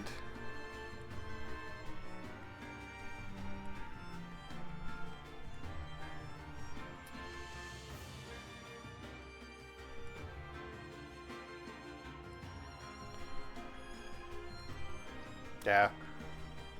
I would have recorded locally if I had known. Oh well.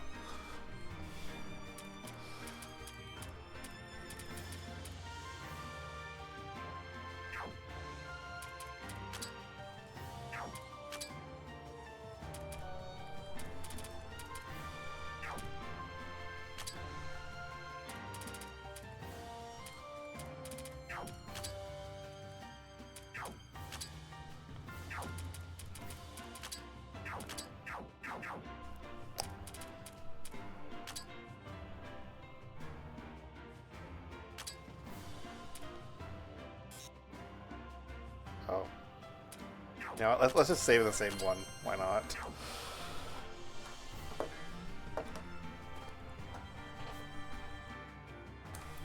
Anyway, I think I'll stop here for now.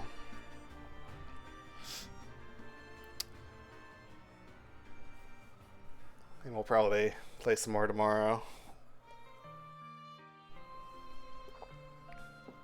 But overall thoughts right now is that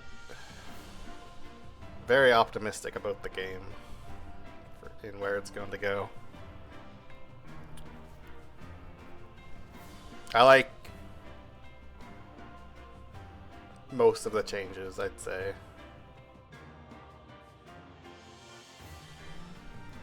I'm not gonna pass judgment on the skill system yet, just because I have barely gotten anywhere with it. So I don't want to say it's like restrictive at this point compared to the second game where you can just invest in whichever skill you want. Because it may feel better in the long term once you've reached those different milestones. So I'm not gonna like say it's like a negative or anything. The only thing I've noticed is sometimes it can be a little hard to read the text, like when it like the little text that's on the characters in the battle, just because it's kind of small and it kind of blends in with some of them. But other than that, I had a really good time playing it, so very excited for the full game. But anyway, thanks for watching. Yeah, it was those things too. The enemies. ATB was another one.